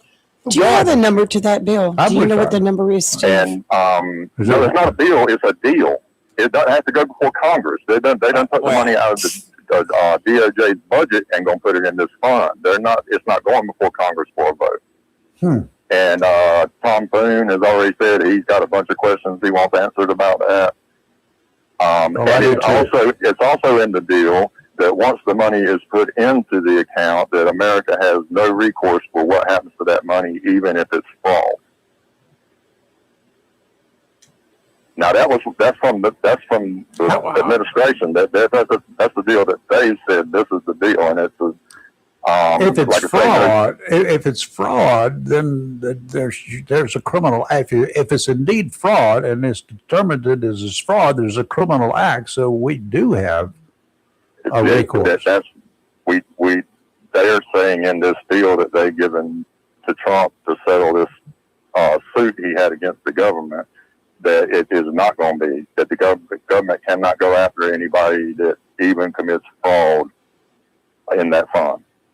That's what I'm telling you. That's what they said. Now, I mean, I know it sounds insane. We got to take a look at that one. where did you get That's what they the said. information from? Because It was during the Senate hearing yesterday with Todd Blanche as they were grilling him over this fund. I didn't know it was on a big thing yesterday. Was that just his opinion, or is that a No, fact? he's the head of the justice. He's the head of the justice. I understand that. Attorney General. But that's The still Attorney General, but that's still an he took up opinion, the right? deal. I have He no said it's a faith deal in with those his hearings. administration. So I mean, if it's an No. opinion, he shouldn't be giving opinions. Well, I He know should that, be giving facts. and well, we're gonna have to. I get. We got to look him up. I get it sounds insane, but he's the acting Attorney General, and He ain't acting right then, if that's the case. I also understand that, but I mean, I knew it smelled like a bucket of 3-day-old shrimp right out the gate. But for Trump and his family to get immunity from prosecution for tax fraud, and that they get to distribute that money any way they see fit, even if it's fraudulent, but we can't do nothing about it. That's insane. That they get to not the Trump family doesn't get to distribute it, right? No, Okay. they pick 5 people that Oh, yeah. distribute it, and Right. if Trump don't like one of them, he can fire them and have them replaced. Okay, gotcha. So, I don't know. It sure don't sound good. Well, I hope he keeps my uncle on it. So, What? and for some reason, they're giving him 1.776 billion, 1776. You know, to make perfect. You know, yeah, okay, but that's what they made the Perfect. number out. Yeah. So, I mean, that shows how serious they are, I guess. You know, something so trivial, but. Anyway, I wanted to throw that out there because it's a mess, and it don't sound like it's getting any better. Yeah. Well, I don't know. Well, we'll have to wait and see how it works out with the legal system. Yep. I was going to say, remember the person that picks your pockets always going to smile at you. Yeah, betcha. You betcha. You know, so All right. anyway. Steve, thank you, sir. Sorry to end on such a harsh note. Well, it's not harsh. Started with that and went to garden afterwards. It's just factual, and it's I don't like it. I don't like talking about it, guys. I'm wishing for 2 years in the future where we can, you know, hopefully move on. World peace. I'm not sure that World there is peace. a better future, to be honest with you. Right. I'm forever the optimist, I guess. Look where that got us. Yeah. Well, you know, our country's had some dark times that we come out of better on the other side. You know, and that's one thing about liberals, man, is that, you know, we don't like them very much, but liberals have always been the ones that have moved this country forward. You know, our founding fathers, by today's standards, wouldn't be liberals, but they were the liberals of their time. Mm-hmm. You know, Abraham Lincoln freeing the slaves, he was the liberal of his time. You know, so civil rights, same thing. I can go on and on. You know, they always seem to move the needle, like it or not. You know, so we'll see what happens. All right, we'll wait and see. Y'all have a blessed day. Better too. hurry. I don't have that much time left. You what? Nothing. I'm looking at this whole thing here. This guy Gallerine, Yes. who lost. Yes. I mean, who won? Who won, He said yes. he had a lot of things. He's a Navy SEAL, Kentucky farmer. I mean, and in Kentucky, that matters a whole lot, you know. Right. And he had Trump support, vehement support, and this Gallerine is also pro-Israel. He supports that. Spent a lot of money. Yes, it was a Spent very a ton of expensive money to get race. there. He thanked Trump for his support, and emphasize my focus is on advancing the president's and the party's agenda to put America first and Right. Kentucky always. Now, wait a minute. There we go again. Putting the commands of the party, whichever party, in the forefront Mhm. makes me wonder whether Trump will take the blame if his chosen one, Michael Watley, doesn't come from behind in November and beat ex-North Carolina Governor Roy Cooper in the race for the U.S. Senate seat. Well, Is he going to take the blame for that? He's taking the credit for this one. Will he take the blame if Watley loses? right now the polls are showing him still behind Cooper. They So do. Yep. The state's voters are pro-Trump. North Carolina's voters are pro-Trump, Mhm. which is still just an amazing thing to me that they are so pro-Trump. And this is Trump's boy, basically. right. He promoted him. He dragged him into this race. He encouraged him to come up to Washington and be our man in Washington for the GOP. Do that for me. And he did. And he's supporting him. He told him to run for Senate when Tillis said he was bowing out. He didn't like Tillis. Tillis didn't like him. So it was a mutual hate society. And the voters, the state's voters are obviously pro-Trump, and that seems to be what the Watley camp is counting on, right? Exactly. Is that hopefully, I know he's got more going for him than that, because I know Michael Watley to a certain extent. I've met him a couple of times, and I've talked to him a couple of times, and I see his stuff. I like Michael Watley. And it's not because I don't like Roy Cooper that I like Michael Watley. I think Watley's got probably one of the guys with more common sense running for office that I've seen in quite some time at that level, honestly, just to put it out there. If actual door-to-door campaigning will work and the state's voters turn out, because Watley's going door to door. He's going county to county to county to county to county. That's 100 of them to get into. Truck, yes. There could be a chance that he could pull it off. But other primaries will be an indicator, perhaps, of what kind of influence that Trump's support will have for anybody come next November. That's 6 months to go. Well, the Republican Party in North Carolina knows they have a fight on their hand. Oh, yeah. They're getting ready to do an all-out campaign. And we all knew from the beginning, look, Cooper's won twice as Attorney General. Twice. He's won twice as governor. He's not lost an election. He has some very powerful people behind him. They're already saying that this Senate race, and they're out of state in North Carolina, is going to be probably the most expensive race in the United States. So it's not over with yet. Watley may be trailing, but look what happened in Kentucky. Yeah, well, and that's not the only place, So many surprises. There are lots of things can happen. I'll give you that, but I'm just. I hope that Watley won't put Trump and the party ahead of getting out and dealing with the people. So far, he hasn't. He's been out there on his own. One-on-one. Where did I see him the last time? Swansboro, was it? Was it in Swansboro when I saw him? Yeah, I was in Swansboro. Yes, it was at the Oyster Roast for Senator Lazar. And he drove from the mountains that day in a pickup truck with 5 million miles on it or something. Yes. And trying to get here before the evening was over. With his jeans on and whatever showed up. I mean, he didn't stop and change in the jeans on his way. I guarantee you that's what he wore. But that's Michael Watley. He seems like he is just Michael Watley. I've never seen him in anything but his cowboy boots. But here's what, and he's on the cowboy. In jeans or chinos. Here's what, somehow the people of Onslow County, number one, the biggest county in the 3rd district, but it's also a big chunk. It counts for a lot in eastern North Carolina. And if the eastern North Carolina, all of eastern North Carolina, except for New Hanover County, would follow Onslow County's lead. And if the people Y'all Vote. will get you off your dead rear ends and turn your TVs off and go out and vote in November. 2 or 3 times if you want to, just don't get caught.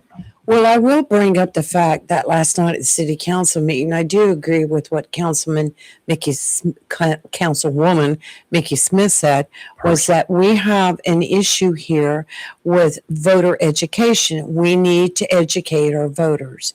There were so many people, and she even said it during the municipal race, that didn't even know there was a race. Now, that's a problem. And she's absolutely right about this. Well, you know what? The parties suck. Neither one of them is doing their job. I'm sorry. I'm not saying They're just not doing their job. They're not on street corners. I mean, I go shopping. Are they out there? I don't mean putting placards on the side of his car. I mean talking to people. right. Not the candidates only. It takes other people. And don't bombard them. Don't aggravate them. Just get out there. Let people come up to you. You don't have to have the candidate there all the time. Everybody can be a lieutenant for whatever candidate it is, whatever side you're on. It doesn't matter. Get out and get people out to the polls. That's the only way we will know what the real people think in Onslow County. And you know how important this year is? This is Pretty America's 250th birthday. Yeah. We want to be patriotic about that, but yet we don't get out and vote like we should. So Flying the flag is not about just flying a piece of cloth. that's right. Exactly. Winds out of the south today, 5 to 10 knots out to 60 nautical miles, seas 3 to 4 feet. We got an ever so slight chance of thunderstorms this morning, not from the sky that I see. Thursday, southwesterly winds 10 to 15 knots, seas 3 to 4, showers likely with a slight chance of thunderstorms. That would be a blessing. Friday, southerly winds 10 to 15 knots. Mother Nature, bring it on. Seas 3 to 4, a chance of thunderstorms. Today, mostly cloudy through mid-morning. Rayford, take a look out the door. I'm looking. There's not a cloud in there. Then gradual Slight clearing breeze. with a high near 88. Very Light slight southwest breeze. wind becoming south, 5 to 10 miles per hour. Winds could gust as high as 16. Tonight, mostly They've been clear up to with a 4 low so around far this 67. 4 miles an hour this morning maximum. Thursday, a chance of afternoon showers and thunderstorms. Otherwise, mostly sunny with a high near 89. And right now, the percentages for rain on Thursday is only at 30%, 40% Thursday night, slight chance. Friday, showers likely with thunderstorms, mostly cloudy with a high near 86. And that's at 60% right now. And then Saturday, afternoon showers and thunderstorms, good because we have the memorial service for Memorial Day in Swansboro early Saturday morning. And next Monday is Memorial Day. Yes, and so That's a week earlier than I thought. this will not interfere with the service that Swansboro will be having. No. So. No. And I've been putting all that on our website, so on our page. So Don't forget today, beginning at 11 o'clock. 1100 for you folks out there in some parts of this county. 11 o'clock, Emerald Isle at the Sound Ace Hardware Store. Donnie Cox and Company from WCTI. They're going to be there. It's Weather Radio Wednesday. It's the third in their series of 4 this year. And it's going to be at the Emerald Isle Sound Ace Hardware. You can buy a weather radio there. They're about $50, and you get 3 batteries to go in it, AAAs. If you're bringing one in from your home to be programmed, because the Onslow Amateur Radio Club folks will be there, and they'll be programming those radios free of charge. That means they will figure out which counties that you want to listen to, and they will put it in there for you. In case you don't want to do it, or in case you just want to learn a little bit about ham radio, you can do that as well while you're there. Just talk to them. But you can buy the radio there, bring your own. Just make sure you bring batteries, and you buy batteries at the store. I think they come with the batteries at the store, if I'm not mistaken, but I'm not sure. Sometimes they'll package them that way just for giggles. right. And then take them outside, get them programmed, and be on your way. You can hang around if you want to. There might be some stuff in that. Why don't you go check and see if they got a meter for dirt? I want to know what the temperature, moisture is in the dirt. So why don't you go let me know. Like Steve was talking about. I want a moisture meter to tell me how wet my soil is. Stick a coat hanger in it, and if it moves, it's wet. I don't know. If it moves, it means Isn't a coat hanger supposed to give you an indication of water? No. Yeah, they used to hunt for water with coat hangers. Not coat hangers. Not dead bodies. I'm talking. That's a different That's, thing. that's with twigs out here. Before coat hangers were invented, they were doing that. Jeez, woman. Twigs. You just never. All right, forked sticks. Oh, that's right, a fort. I'm not. Okay, Sometimes I sorry. think that a third political party is at the forefront of Democrats seeking office in this country. A third political party. The Democrats have got a third political party on their side. And that being ICE. It's a name that is used in vain as conservative candidates defend the actions of federal officers who are carrying out the president's orders to do their jobs and round up and prepare to deport those that the media and liberal elements call undocumented immigrants. The realists call them illegal aliens. ICE apparently is a boon, a problem for the Democrats. yes. Is it because they're making sure that those people who are not supposed to be in this country anyway aren't voting? Is that the reason that the Democrats don't like ICE, is because they're taking some of their voters away? Is that what it's all about? I don't know. I'm just asking. Well, Republican candidates face folks like Maureen Galindo, a Democrat in Texas seeking a House seat in Congress. She told a gathering there that she looks forward to being able to turn the tables on ICE officers. Listen to what I'm telling you now. She wants to turn the tables on our federal officers. Those guys, men and women that we put at the front lines, risking their lives. She's referred to them as Zionists. And she wants to put them in the ICE detention facility. She wants to put the federal agents that she calls Zionists in the ICE detention facility in Texas. At one point, she looks like she's calling the agents pedophiles, saying that the detention facility would be used to castrate the Zionist. okay. I'll save you the effort of Googling it.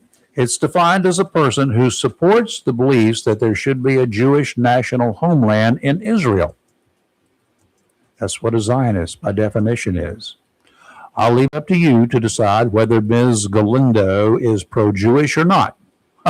For me, I'm confused. How is her desires to castrate those who support the Jewish people, who want Israel to remain under Jewish control, have anything to do with our government's enforcement of U.S. laws that make it illegal to enter or remain in the United States without legal authorization? How in the Sam Hill does an educated person, I'm assuming, maybe she missed a few classes, like Ms. Galindo,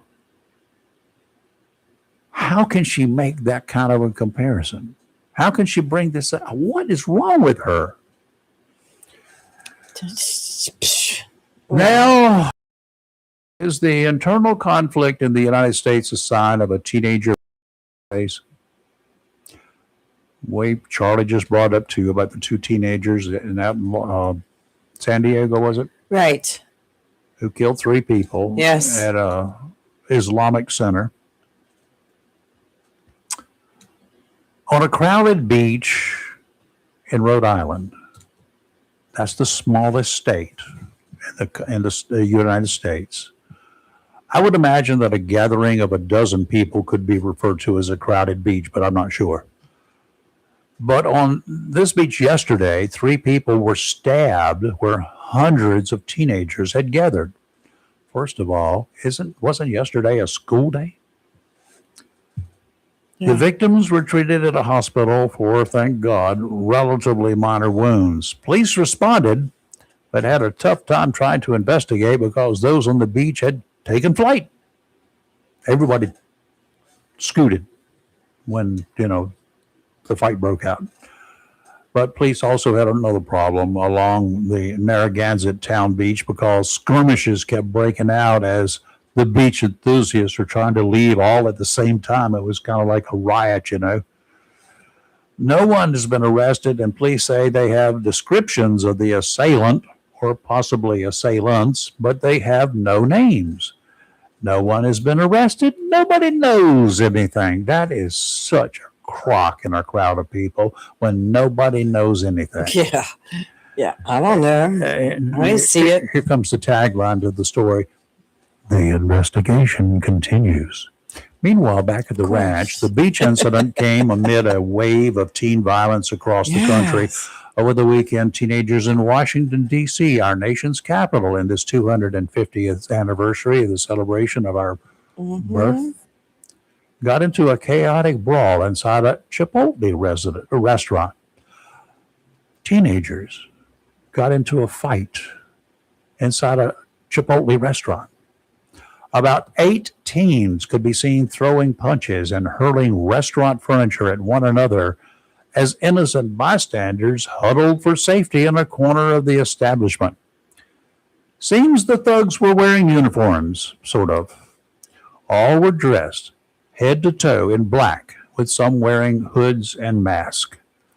Oh, That's a dead giveaway of trouble in the making. Yes. Might want to consider getting your food to go should you see folks like that coming to an order line at a restaurant where you go.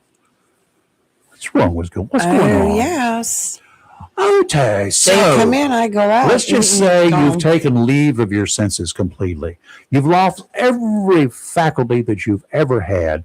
Your common sense that your parents taught you to have, it went away. In other words, you became a Democrat. Right. No. So you were a visitor in Siberia. Ooh. Like, really? You've gone to Siberia to visit? Right. It's a tourist thing, right? It's like, that's going to happen. Would you do that? Would you go to Siberia? No. Seems that bizarre. even in May, this I'm month, going to Brazil. Go ahead. there are tourists who seek some downtime by going to Lake Baikal or Baikal, whatever, complete with its frozen shoreline in May. What? Yeah. It's cold. It don't get real warm there. Not sure if they go swimming, but you know the Ruskies. But there is enough of a turnout for the owners of a hovercraft to take tourists for a high-speed boat ride over the lake's cold waters. Okay. 18 of them. The hovercraft, for you folks who don't know, I've seen them offshore here. I've seen them in movies. I've seen them up close and in person. That's a big old rubber boat powered by an equally big old motor turning a big old fan. It flipped over What? into the cold water. Oh, boy.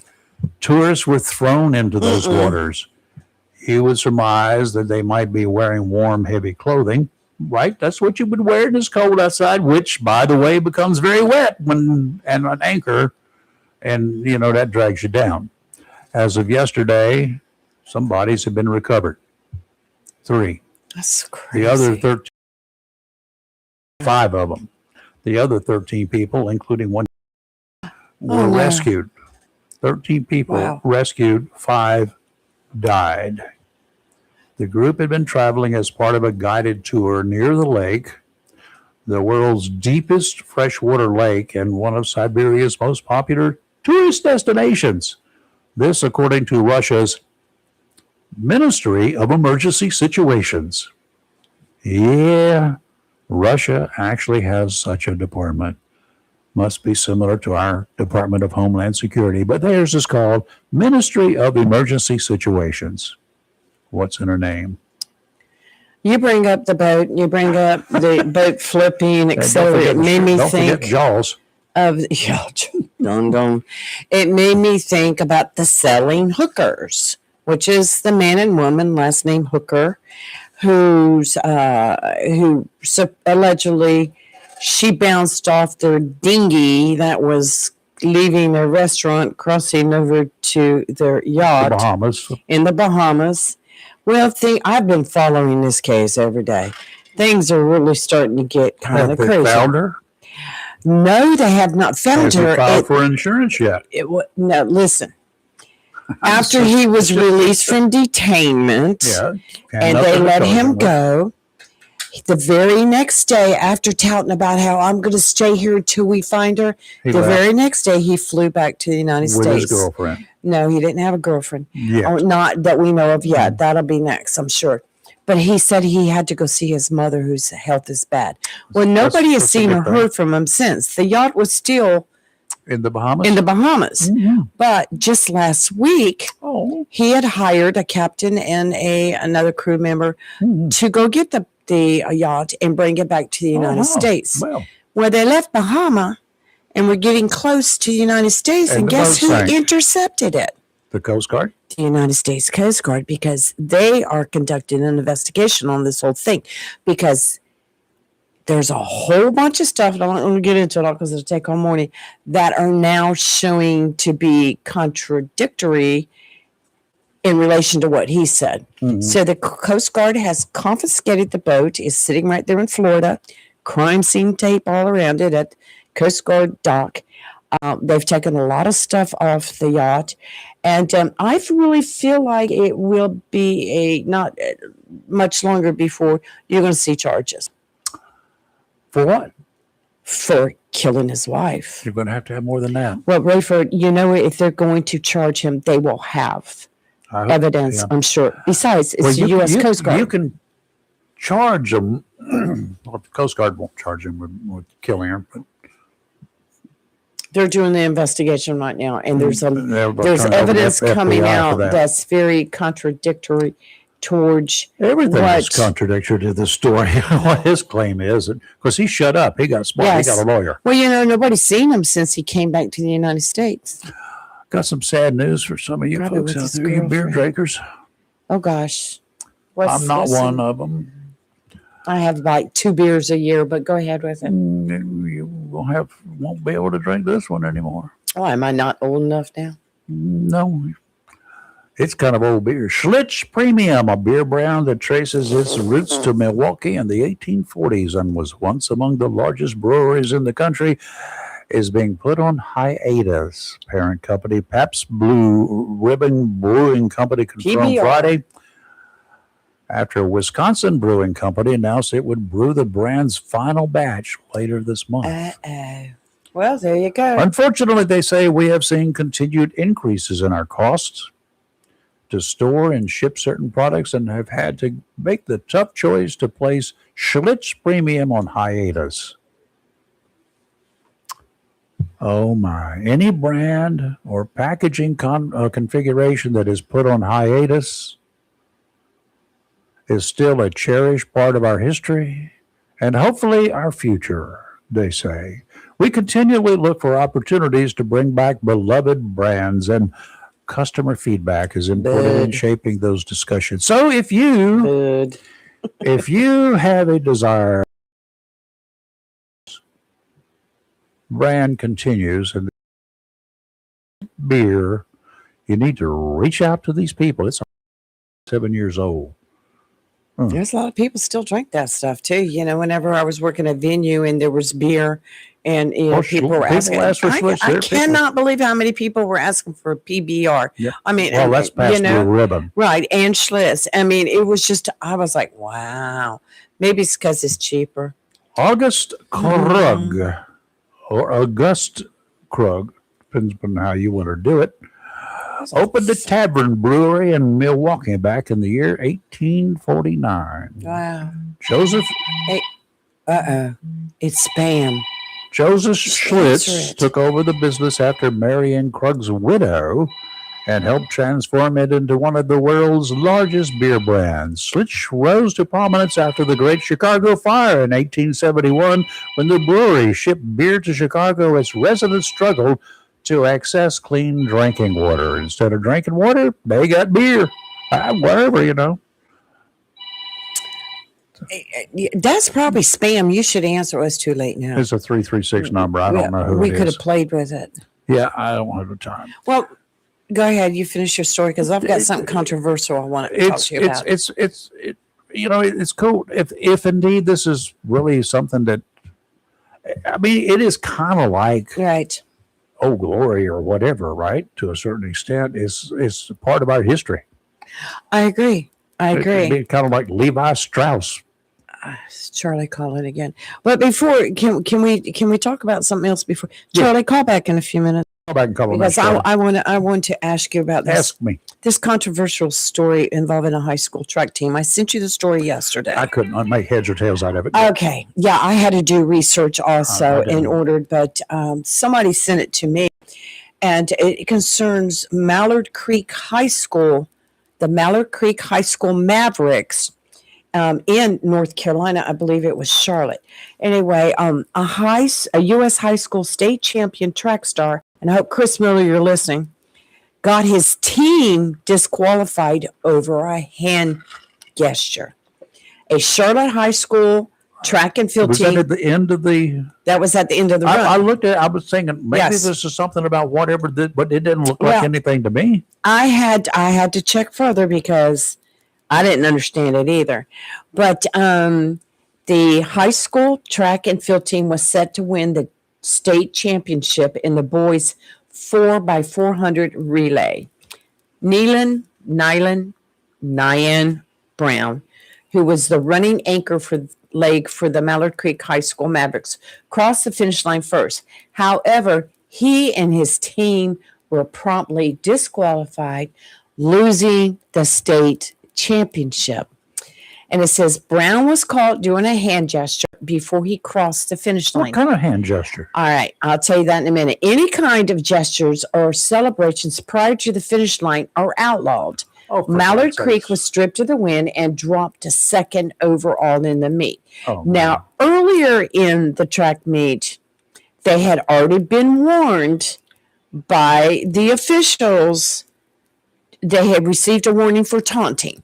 Now, I found out, and for those of you listening, but I'm going to show those watching, he held his left arm out, palm facing up, and did that as he ran over the finish line. And I'm like, well, what does that mean? Is there a meaning to that? Meaning to that? I don't know. Well, I found out, and that's Chris Miller calling right now. He's on line 1. Yes. Are you sure? Yes, we're at line 1. Yes, showing. Charlie's on 1 and Chris is on the other. Line 2 for Chris. I'm sorry, I told you wrong. Anyway, but I found Chris, out. is that you? Yes, that's me. Good. Good morning, my friends. I know it's a day early, but wanted to call and just kind of shed some light on that situation. Yes, Thank you, please do. So Lee, you're hitting the nail on the head. I think this kid, the school was warned about just kind of gestures like that. But at the same time, I think that there's a lot of people upset because other students were made similar gestures as well, and they weren't given the warning. And the Mallard Creek head coach was not.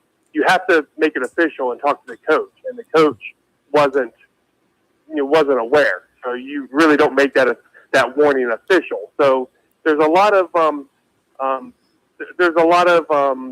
ball was dropped in many different ways. At the end of the day, I don't think you punish that kid for doing that. He wasn't up in the face. He wasn't taunting. Quite honestly, this kid that they got reprimanded actually ended up getting a sportsmanship award earlier in the school year for track and field. They're going to take that away too? No, it wasn't like he was like a poop head. I mean, he seems to be a good kid, and it's just a kind of a celebration. I mean, you just ran, you just ran, and you're exhausted, you're tired, and you just won a race. And I mean, I think I would celebrate, having a hand up or like that, just to kind of a gesture like that. I mean, well, Chris, it wasn't derogatory toward an opponent or toward anything inappropriate. So a lot of us in the media feel like the referee kind of may have. We don't hate to say we targeted the athlete in the school, but a lot of us in the media feel like the official in that situation overreacted and maybe made a mountain over a molehill. now I was told that the hand gesture meant by his arm out and his palm up and raised that he was more or less saying, "I see you in my rearview mirror." as he was crossing, telling the kids Really? behind him, I see you in my rearview mirror. That's what it meant. If that's true or not, I don't know, but that's what I was told. But I'm not sure. And a lot of everything somebody will do can be taken. That's right. It's all about your perspective. And Right. I know there's going to be people out there that put the ball down when you score a touchdown. And Oh God, yes. I mean, let kids be kids. I mean, Don't it's spike one thing it. for you Don't to- do this. Don't do that. Don't. I mean, why am I going to go to? Why am I going to even go to the ball games if you can't do what I like? It's like they're watching. Stay off, I'm just kind of getting tired of the stay off my yard type of people that, Yeah. let kids be kids. If they're, it's one thing if you give them the middle finger or you get in their face. Different and, story. That's a different Right. story, and we talked about that before. But if a kid, how many people can run a 3,200 meter race? How many people None. can run, a relay race like that? There's not many people that can do that. It's hard work. And these Uh-huh. kids, and this is one of the last events of the high school sports year before graduation, and let them. He was just crossing the finish line when he did it. So Yeah. if you're an official like that, don't make it about the kids. Don't make it about yourself. And that's and that's my 2 cents with it. Well, his first warning was when he flexed his muscles, like at two of the two photographers after winning the 300. What's At wrong with 300 that? hurdles. That's after the fact, right? That sounds like a kid thing to me. Well, that sounds like you're kids, sounds like you're doing a pose for a photographer. My God, I mean, I'm smart enough to know that. I see had both to sides do of it. that. I really do, but I still think it was kind of harsh. I know the school has appealed it to the NC. What is it? Whatever. The AE, NCHSAA. NCEA, Labor Education. No, I don't know. It's a very Athletic debatable Association. story. Very The debatable. North Carolina High School Athletic Association. Yeah. Thank you. And here's the thing: if you have muscles, if we all had muscles, I think we were flexing too. absolutely. Well, it's just like you ever go. You okay? Let me give you an example. Bowling. I know you don't bowl. I used to bowl all the time. You get up there and you make a strike. You Once. turn around. You're like, oh, you're making all sorts of. I mean, even professional bowlers do it. I mean, and I know they're trying to teach the kids sportsmen. What is wrong with that? There's Sportsmanlike. nothing that Yeah, shows you good that contact. I've done my job. Hot dang. The only problem I have with the whole thing, it was he personally was previously warned. Yeah, well, So maybe he should have thought twice, but I it still says think it's. before the finish line. He did it at the finish line as he was crossing it. But I right? still think it's awful harsh to lose a state Yeah. championship. I think it was just very harsh, and I don't know. and especially it decided the state championship. So the relay team that won got disqualified, so they didn't get the points. Had they gotten the points for that event, the team would have been a state champion as well. Yes. So, it's just a very unfortunate situation. Like I said, I'm all for sportsmanship. Sportsmanship is is one of the lessons that we're teaching our young people, and we want our people not to show their rear end and Yeah. Exactly. be gracious in defeat and humble in victory. But if you just want a state championship, let the kids be kids and let the victory let them celebrate being a state champion. Let me ask you this. If there had been a U.S. flag along the sidelines there as he was crossing the finish line and he saluted it, would they have disqualified him for that? No, that's a good question. Absolutely. That's the reason I asked him. Good question. I mean, and the story was not only in the news, it was also on Facebook, of course. The comments, wow, the comments were divided, but all the comments brought out valid points. I'm like, well, it's highly debatable right now. It's big news right now for Mallard Creek. Well, don't go making the excuse that, other teams have done this or other teams have done that, because that's the same stupid excuse people give when they get caught by a highway patrolman on Interstate 40. Well, this other guy, he just passed me too. Well, no, I got you. That's all he's concerned about. It'd been different to me. I think it would have been different had he turned around and flipped off They're the totally runners different. Yeah. getting ready to cross over, or if he'd made comments that were inappropriate. Yep. But hey, I see you in my rear view mirror. I mean, I've never heard that's what that meant. Yeah, I that's just what I got from a football player. But I mean, what was bad about that? I don't think. Yeah. I just from the comments that I read, I don't think how many cars have doing you it to come up taunt. to had a bumper sticker that said "Eat my dust" Yeah, or "I'm ahead of." I might be slow, but I'm ahead of you. How many? Are you offended by that? I would have thought maybe he should have thought, well, I've already been warned about doing He things. should have been if he'd been warned. Maybe I shouldn't do anything. Just cross the line and just head for the bench. But then again, I feel like it's awful harsh punishment to punish the whole track team for it. Rules are rules. Yeah, like I said, I think, and don't get me wrong. I mean, the officials. We talked about this before. They have a thankless job, especially when you have to deal with folks like Rayford Brown, Owen. I'm steal all of it. I'm gonna die. I'm gonna die. I'm gonna carry a bucket of dye. The officials, whether it's football, baseball, whatever sport it is, it's a thankless job, and we appreciate the referee, the umpires, and the referees. Absolutely. But, you do run into some that think. I was at a soccer game or a lacrosse game yesterday at Croatan, or a soccer game as well the other day, and they just thought the game was kind of more about them instead of the kids, and it's just unfortunate.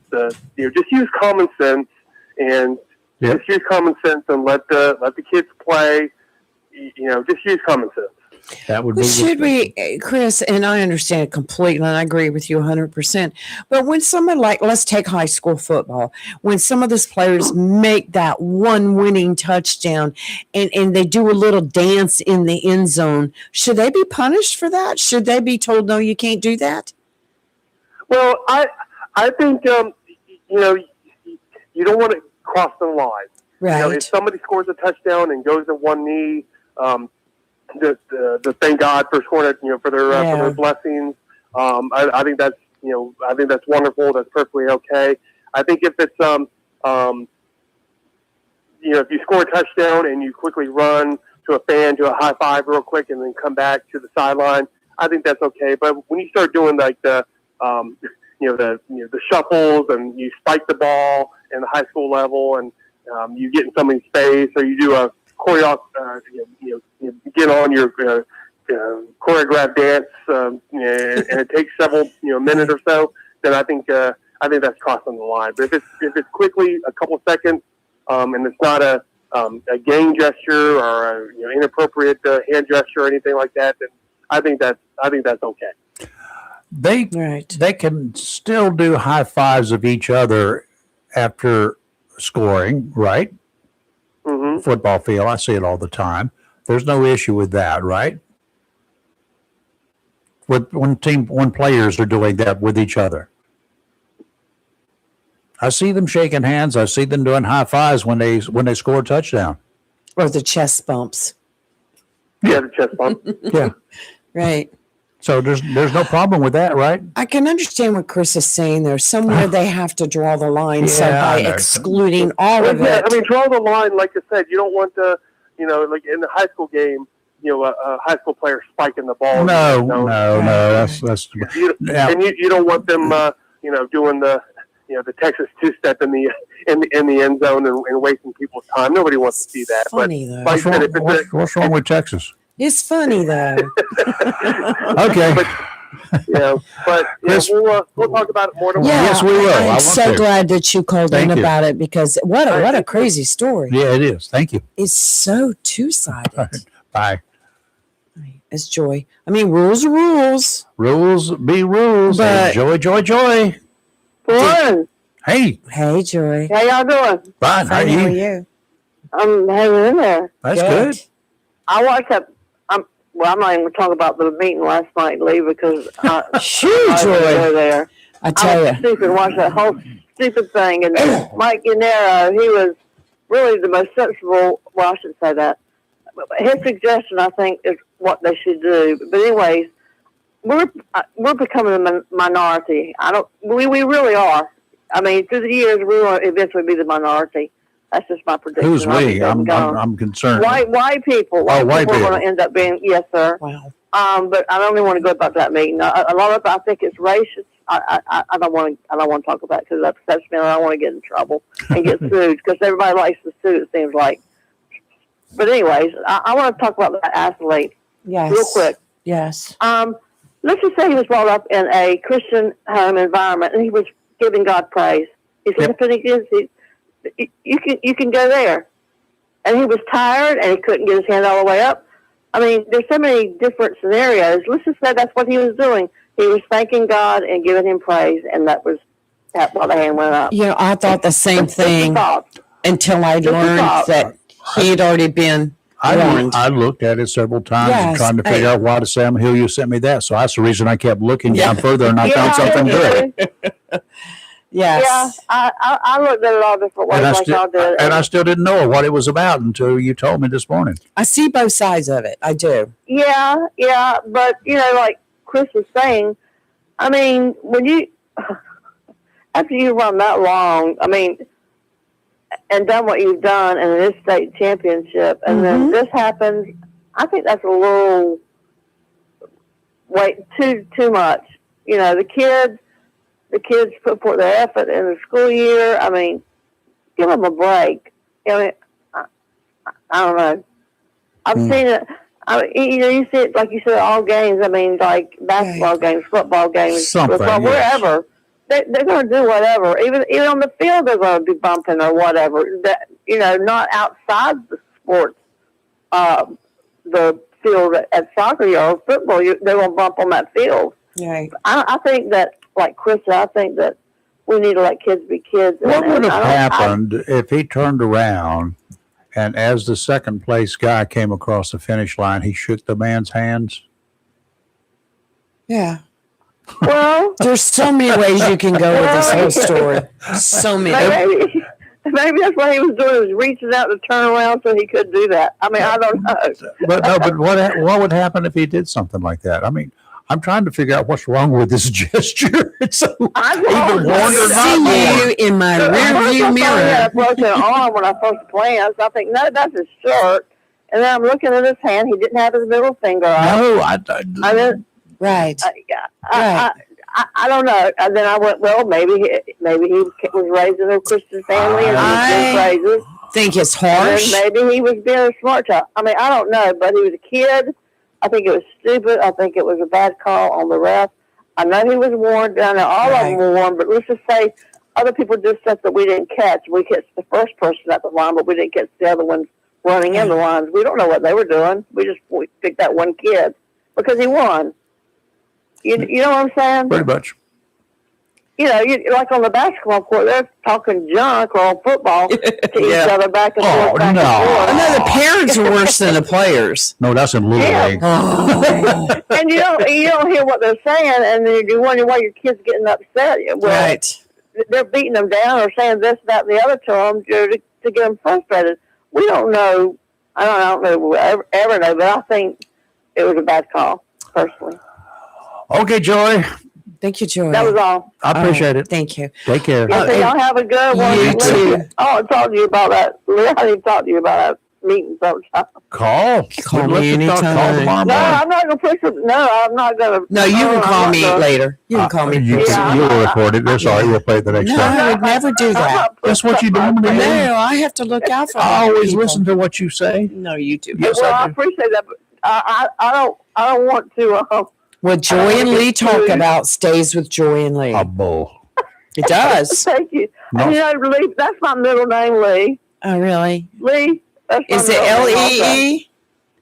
Yeah, but I changed it to L-E-I-G-H. Well, at least my nickname, but I seriously Do you want to know what her real name is? No, I really considered at one time legally changing it, but yeah, it is. Oh, my God. Is, I just don't even know about it. My original is L-E-E. Right. But I thought, that sure sounds like a guy. So in school. I know. Anytime, like I was Lee talking Marvin. about, I was talking about bowling earlier, and Lee when I was a Marvin. child and we had bowling tournaments and we won, I always got a boys trophy because they thought Lou was a boy. I know. When the postmaster when the district manager of North Carolina gave out awards at the post office, and I got an award. You got a man's watch. I got a man's watch. I just knew And I still have it. I have to get a battery put back in. Maybe you could find a man to go with it. Yeah. Ooh. She was going trolling for me. I got a watch. I want to go on a date. That watch, never mind. All right. Bye. Thank you Bye, for what you do. Yeah, we great. Ain't discontent everywhere. Thank you. I did want Thank to. you, Joy. I Thank can you, ask Joy. some more, but I'm not going to today because I don't want to Later. get We talk later, girl. We talk later. Bye. Bye. I do want to say for all those Cardinal football fans, Yes, me. that's me. That's And true. I've been told here. that we are the heart of the Cardinals Are we now? because we talk about them. We're the only ones that talk about them the way we do. Well, I says because love our Cardinals. because we're Cardinals. But yeah, they appreciate us. But anyway, spring football practice going on right now at Jacksonville High School. Do it early. Do it early and get up about 4:00 in the morning. No, they're practicing right now 3 to 5, usually around that time. It's pretty hot. On the field, not on the football field, but over there Yeah, I know. side of the school. Oh no, you're not going over there again, are you? No, they encourage people to come over and sit and You're watch going over and there cheer with them your on. binoculars again, aren't you? I was invited to go to Gay. It starts around 3, but I have a Zoom meeting at 3. I'm glad. So Those are young after that- kids. Those are young kids. Rayford, would you quit putting No, out you're the one. that- You're the ones who did it. You did it. You're the one I'm who going to started be it. there with some parents, and I'm going to watch. I've heard that we're going to have a good team this year, Uh-huh. and that watch out, we're going to get that state championship this year. No. We almost had it last year, but we're going to get it this year. One step closer. One step closer. One step at a time. Okay. Thank you, guys. We'll see you tomorrow. I have no idea what we're going to do, but we do have Chris Miller. We're going to have more explanations, I'm sure. Yes. About I was thank you to the person who sent me that story because I'm like, I was completely confused when I started reading it. I'm like, what? I didn't read it. I just saw it. And I had to research, go to some news media outlets. And I I will tell watched you, a it video. was at 3:15 this morning that I did see it. But Okay. Well, that explains it. But I don't know where to go with it. We'll see you in the morning. That's where we'll go.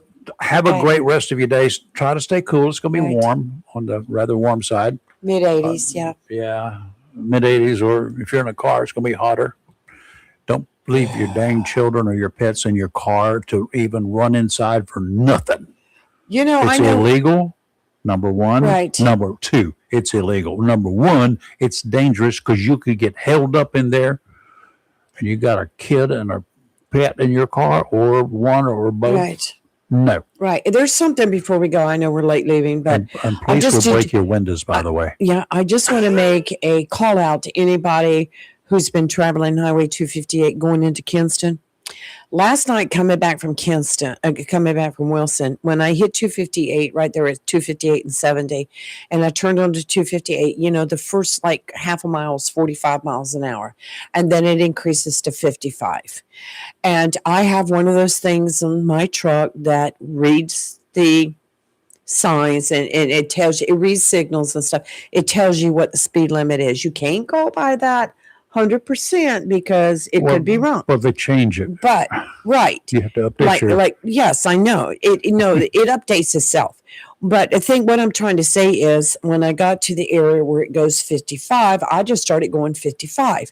So I'm traveling and I'm looking at my truck and it's saying I'm supposed to be doing 45. And I'm like, what's wrong with you? I was like, stop. But it stayed 45 all the way until I got into Onslow County, where I finally saw the first speed limit sign at 55. But from the moment I left Kinston, there was no speed limit signs at all, Rayford. I'd watched 12, 13, 14, 15 miles looking for a speed limit At least sign. you didn't get caught speeding. No, did somebody steal the signs? Is the DOT getting ready to change? If anybody knows, let me know what the speed limit is. It's always been 55. But the speed In limit signs North are Carolina, gone. may I help you? In North Carolina, according to the old statutes Yeah, I now, you know. got to understand, Mhm. the speed limit is 55 unless otherwise posted on a Right. highway. Right. But what happened to all the speed limit signs on 258 going I south? stole them so I could They drive. were, there was I none. can drive any speed I want now on that highway. I said, my truck is saying 45. It's always Your said truck- 55 your truck coming down lies. there. Your truck lies. No, It my lies all the truck time. lies. My truck is Is a very- liar. Anyway. We'll see you in the morning. You're live on Local Real Talk where we're not right and we're not awake. We are awake, Not but right we're not either. woke. But we're definitely not right. Bye. See ya.